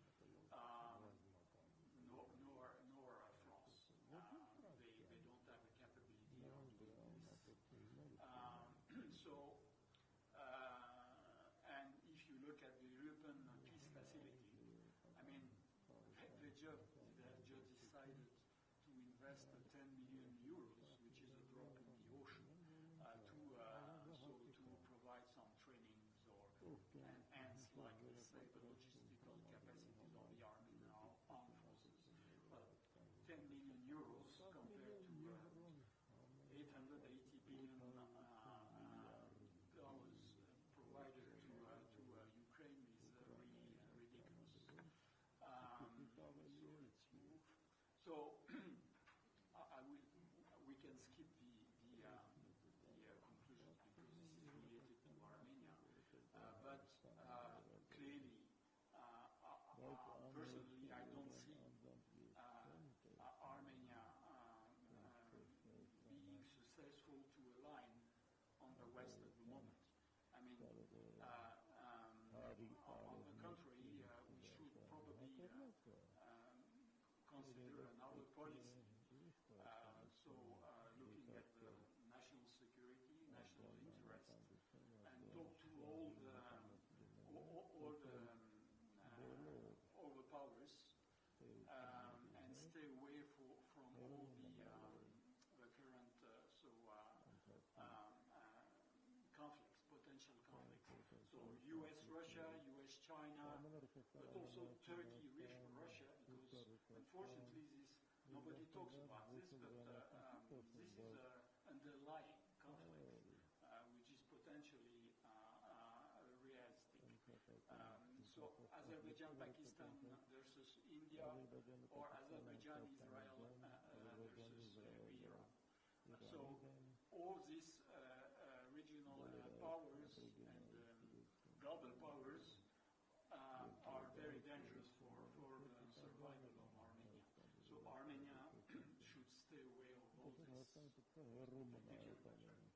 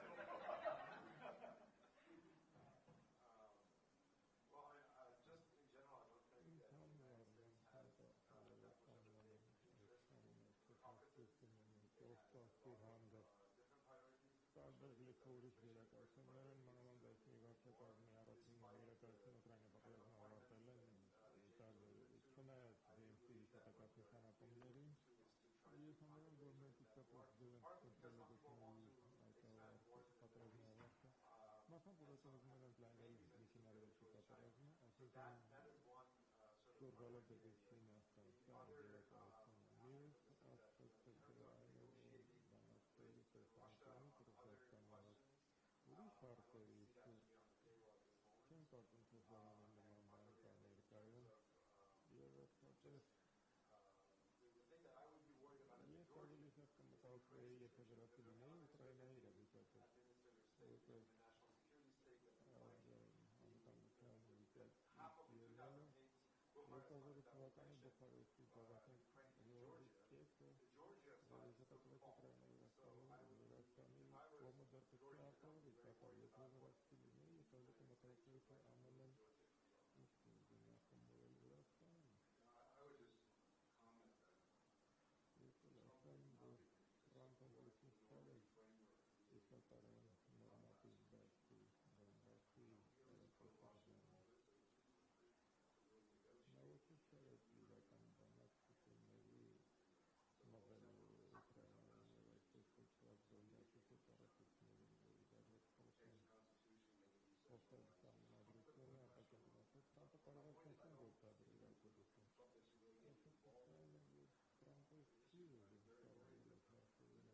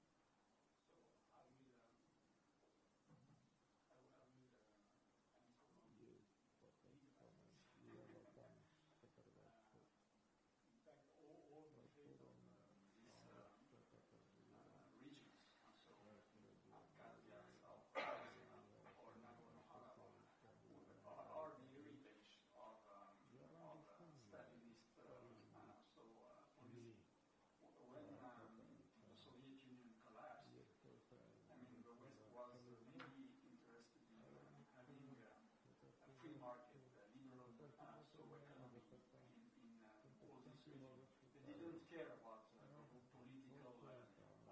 restructuring of the former Soviet Union. I mean, this was the biggest mistake because all this artificial territorial division made by Stalin remained. All the problems of the past re-emerged. So here, as you know, international law has not made this choice between territorial integrity of states and self-determination of people. I mean, they place, in fact, territorial integrity of states on top of self-determination. So until this problem is not solved, we will not come to a solution. But in the global, in this context of conflict, I don't see how sort of official and Abkhazia could come back into Georgia. But of course, this is something to be discussed. And that's why, personally, I'm involved in the return of Karabakh Armenia in Nagorno-Karabakh under the Azerbaijani administration, but with a special status and special measures of protection. Because if not, we are not at the end of displacement of population in this region.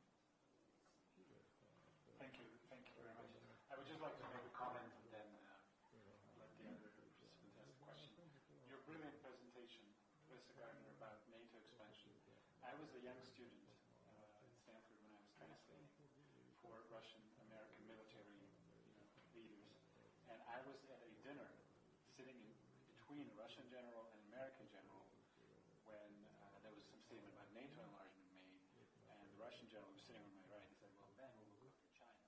This happened right in front of me. So I can tell you this was being discussed and sadly dismissed.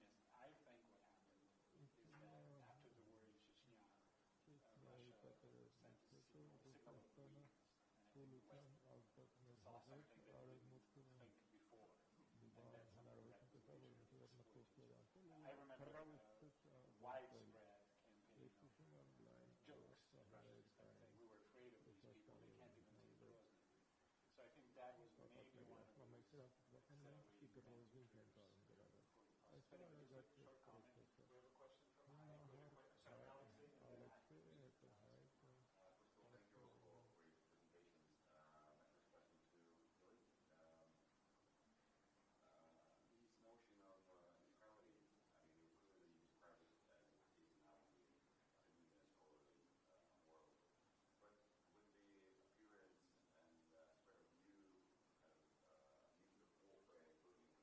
Sanctions war. We cannot no more name Austria or Switzerland as neutral countries. Yes. So how this dilemma is treated now in these scholarly circles, and also on the other side, we can see that Turkey, being a NATO member, remains neutral in joining or not joining sanctions against Russia, for example. Yeah. Or against Iran, also continuing trade with this country. But non-NATO countries do not remain neutral in economic sense. So this is an interesting collision here. So it's interesting to know what to think about it. And the second question to both of you, as to about you clearly described that. There are a lot of bright minds in American political circles and advisory and everywhere. What is the main reason that these guys' bright thoughts and analysis do not transform into the practical steps and the reality? Yeah, thank you. Very good question.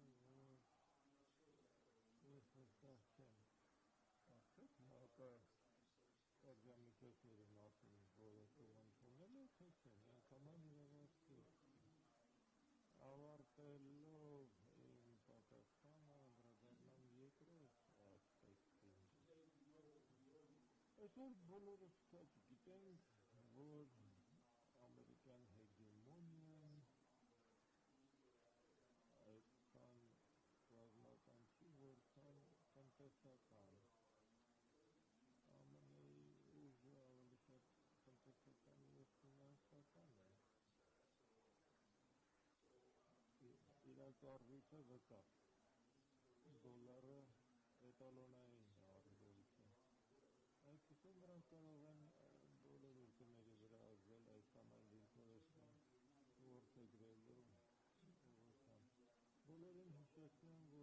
Թրամի ստատուտը հիմնադրվեց, միջազգային քրեական դատարանը հիմնադրել է, ԱՄՆ-ն մեկ արշավ ծավալեց բոլոր երկրներին, ճնշում գործադրելով, որ չստորագրեն, որտեղ չէին ուզում այդպես համազանագից երկրը իրականանար։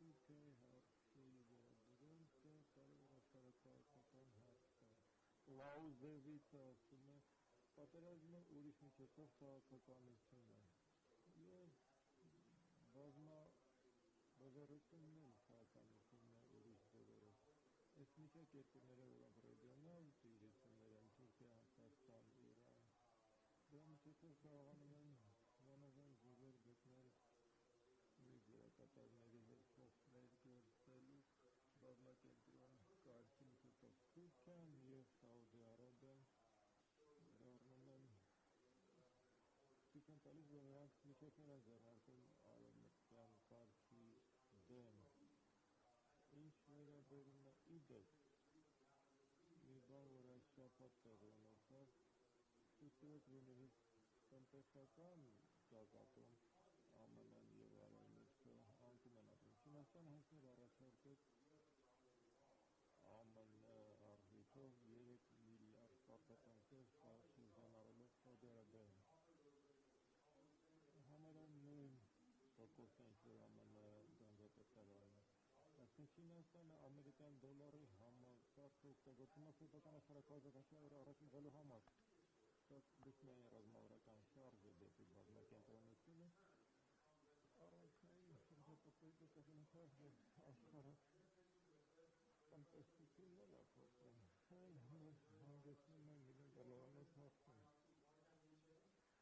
Եթե ամեն ինչ հայտնի է, ինչի ոչինչ չի փոխվում։ Երա ճիշտ պատասխանը ոչ չունի, ինստիտուցիոնալ իներցիան, մի պատասխան է մարդու տնտեսական ինստիտուտներին, եթե ՆԱՏՕ-ի ղեկավարը կամ փոխղեկավարը բանը որ պետք է պարտավորեն բոլոր պաշտպանել հասկացությունը, կան նյութական խթաններ, լոգիստական գործունեություն և մի այլ բաներ, որոնք միաբովտացություն կարելի է դրանք նվիրել։ Ինձ համար ամենից կարևոր պատճառը գաղափարախոսության և օնտոլոգիական իրավիճակն է։ Մարդիկ ինքնագիտակցությունն են։ Ամերիկայում դա ամերիկյան բացառությունն է։ Մենք այսօր պաշտպանողն ենք եթե դա տարածում ուրեմն Ամերիկա չեն։ Նեոկոնսերվատիվ գլոբալիստ տեսանկյունից դա չանելը, չներգրավելը Ռուսաստանի հետ պատերազմին կամ արտակարգման մեջ Չինաստանի հետ կամ Իրանի չդիմակայության խմբագրել Ամերիկա չէ։ Այսինքն են պայքար տարեգրքի քաղաքացիով Ռեյգանի պատմության ավարտն է, իսկ նրանք պատմության ավարտին այս գուցեն վերաբերում։ Դա էլ իմ մեմոսիսն է։ Ֆրանսիս Ֆուկույաման բայց իմ ամբողջ մոտեցումը հակաֆուկույամիստական է։ Միայն որովհետև սխալ է լսել, որովհետև սանական է Չեչնիան։ Ինձ թվում է Ամերիկան ամբողջ թելիվիզիոնը սովետի սկզբանը 90 թվականի հենց սկզբին տեսավ միաբևեռ աշխարհ կառուցելու հնարավորություն և հատկեց այն Չեչնիան ռուսական թուլության իհարկե ընդգծում էր, բայց ակումբները ընթերցելով հետաքրքիր է, որ ամենասկզբից որոշեց կենտրոնական Եվրոպայում ընդհանրացնել 95-ին հրապարակվեց, բայց գաղտնի արդեն մտածում էին Բալթիկ և Ուկրաինա, Բալտիկա և Ուկրաինա, դեկտեմբերի 94-95-ի ամռանը արդեն գաղտնի դրա մասին խոսքար։ Հենց այն բանից հետո, երբ Ուկրաինային համաձայնել տվեցին միջուկային զենքից հրաժարվել, սա դեռ բացեց ՆԱՏՕ-ի հետագա ընդարձակման համար։ Դա մամուլը ճիշտ չի ներկայացնում, սա առաջին բանն է։ Հետո մի բան, որ չհասկացա Բայդենի գործողություններն ու կոմենտարները, նրանք չէին ակնկալում հակազդեցություն, որը արդեն սկսվում էր, արդեն մեկնարկում էր ՆԱՏՕ-ի 93-ին նույնը Պրիմակովի զուգակցմամբ, բայց իրականում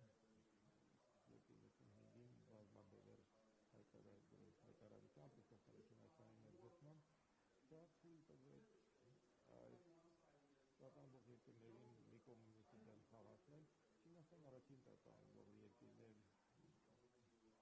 սինոսովետական դաշինք, հետո մշակութային հեղափոխություն, հետո Չինաստանից մարտակարացրեց ամերիկացիների հետ սովետի դեմ, հետո հետպտտվեց Ռուսաստան Չինաստան ներդաշնան, Չինաստանը կռնին աշխատում է, ստեղծեց երակողմ աշխարհ, իսկ բազմակողմ որովհետև Չինաստանը արդեն Իրանի հետ է Սիլիբիլի անում կառուցապատողի վերջին, իսկ Թուրքիայի պետությունները ավելի ուշ էլի սկսեցին սենց տատանվողական խաղեր խաղալ, այս 4 տարի առնելով Ռուսաստանից, որը ՆԱՏՕ-ի դեմ կարելի է ուտել, խաղեր խաղալով երկու միջև շահելու համար հնարավորինս բորդեկարան շնիկ մաս փոխելու։ Դրա համար էլ լավատությունը մեծ է Ռուսաստանը, Չինաստանը, Թուրքիան քաշին իրենց կողմը, ԱՄՆ-ն Թուրքիան հետ է քաշին, Հարավային Կորեան խոսում առնում է միջուկային զենք, որ էլ նրանք խոսում են Ամերիկայի դիրքը հետ քաշել Հարավային Կորեան,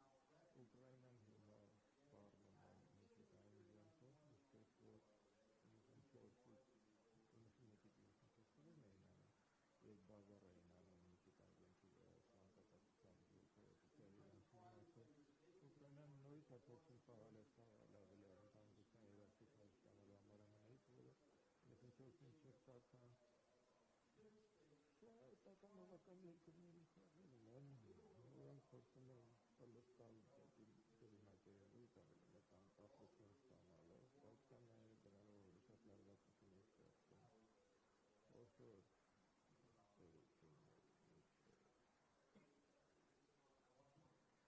մի բան էլ ես հասանցում է կարևոր է մտածել առայն մասին, թե ինչ պիտի նախապատմություն ունենան այդ երկրները։ Սանի տարբերակում կա Ուկրաինայի պես երկիրը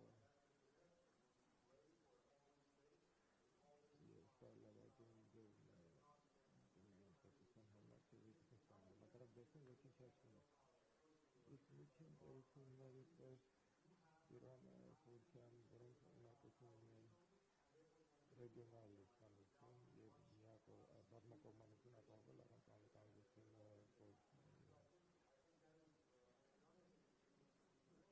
տարբերություն է միջին պետությունների Թուրքիա, Չինաստան, Հայաստան, Իրան, դրանք նաև քաղաքակրթային պետություններ են, այսքան պետք է հասկանալ, որ գաղափարախոսության դարաշրջանը, որ շուկայամանցինում է, անցել է, լիբերալիզմը որպես աբստրակտ գաղափարախոսություն, որը գլոբալ հոմոգենություն պետք է նրանց այլ չափել։ Ամեն տարածաշրջան ուզում է իր մշակութային, քաղաքակրթային ինքնավարությունը, ինչպես ստեղծեց մի աշխարհ, որը թողնի այսօր հայկականությունների պետության համագործակցության խաղը, երկկողմանի և այլ միջոցներով առանց միասնական առվի համակարգի, որը կգերիշխի։ Դա $1 միլիոն հարցն է, որը դժոխաբար ինտերեսանտինից ամերիկյան կանդիդատների մատուցումների ձևում հասանը։ Մենք դրոց համարվենք, որ մեր ձևը միակ ձևն է։ Նույնիսկ նոր կարգը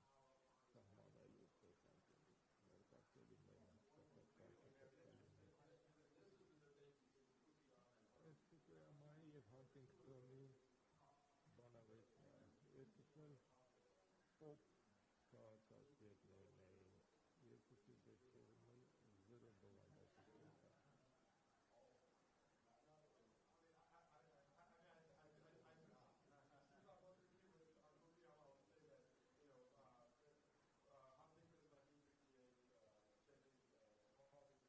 Հանտինգտոնի 1968-ը լավ դիրք է, մեր դիրք է, բայց ես համարում եմ ինքը շատ լուտանքի արձանացած 2001-3 թվերը քաղաքացիների բախումը հաղթական նշան ուներ վերնագրից հետո, որը բոլորը անտեսություն։ Ձեր թույլտվությամբ ես շատ կարճ ասեմ ինստիտուցիոնալ իներցիան գաղափարական պրոյեկցիաները և նաև ծուղակը իշխանության կելակոմերը Ստանֆորդում վերջերս մի դասախոսում կարծած, որը ես առցանց լսեցի։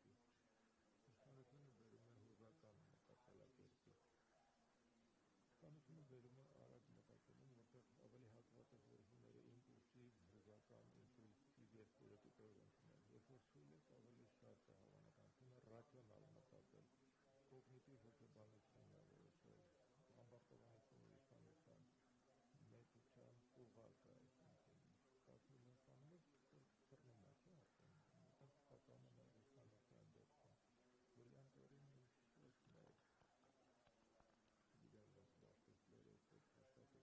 գտնվում, նա նրանցից են, ովքեր դեմ է ՆԱՏՕ-ի ընդլայնմանը 50 հոգի նամակայեցի հուսանումները չկան, բայց հիմա հարցումներ հայտնի։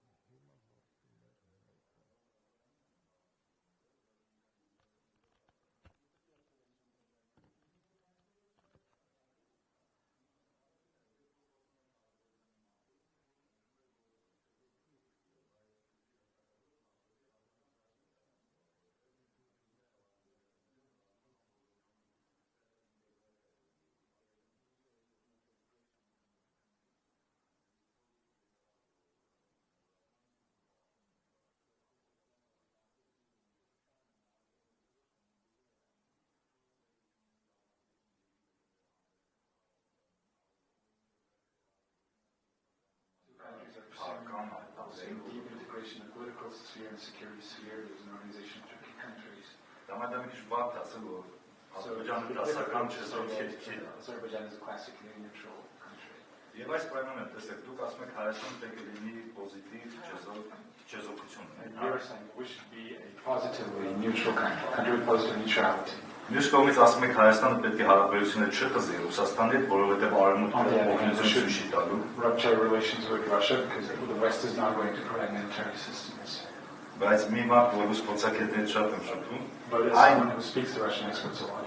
Այն ինչ որ դուք ասում եք լինել պոզիտիվ չեզոք, դա Ռուսաստանում արդեն դիտարկվում է որպես հակառուսական քայլ։ What you're suggesting being having positive neutrality is seen as an anti-Russian policy in Russia. Եվ դա հետևանքներ ունենալու Հայաստանի համար։ Consequences for security. Վերջին երկու տարվա զարգացումները շատ դրանով են բացատրվում։ Հայաստան արևմուտք մեծեցման ֆոնին Ռուսաստանի ես չեմ ասի, ուղղակի հայկական գործություն, բայց Ռուսաստանի չեզոքությունը արդեն հերիք է։ Course, but Russian neutrality is sufficient. Որ Թուրքիան եւ Ադրբեջանը pursue their agenda. Հարցը դա է, ձեր տարբերակը չի բերում լուրջ վտանգների ապատանգային եւ ոչ միայն Հայաստանի։ Do you not think that it might lead to some serious risks for Armenian security?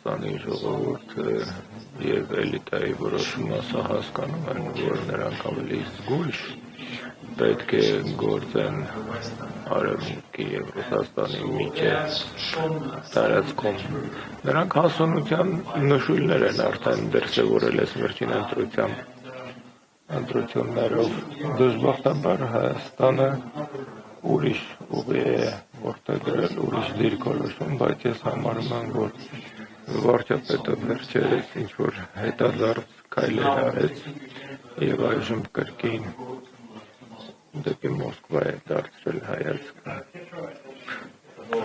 I want to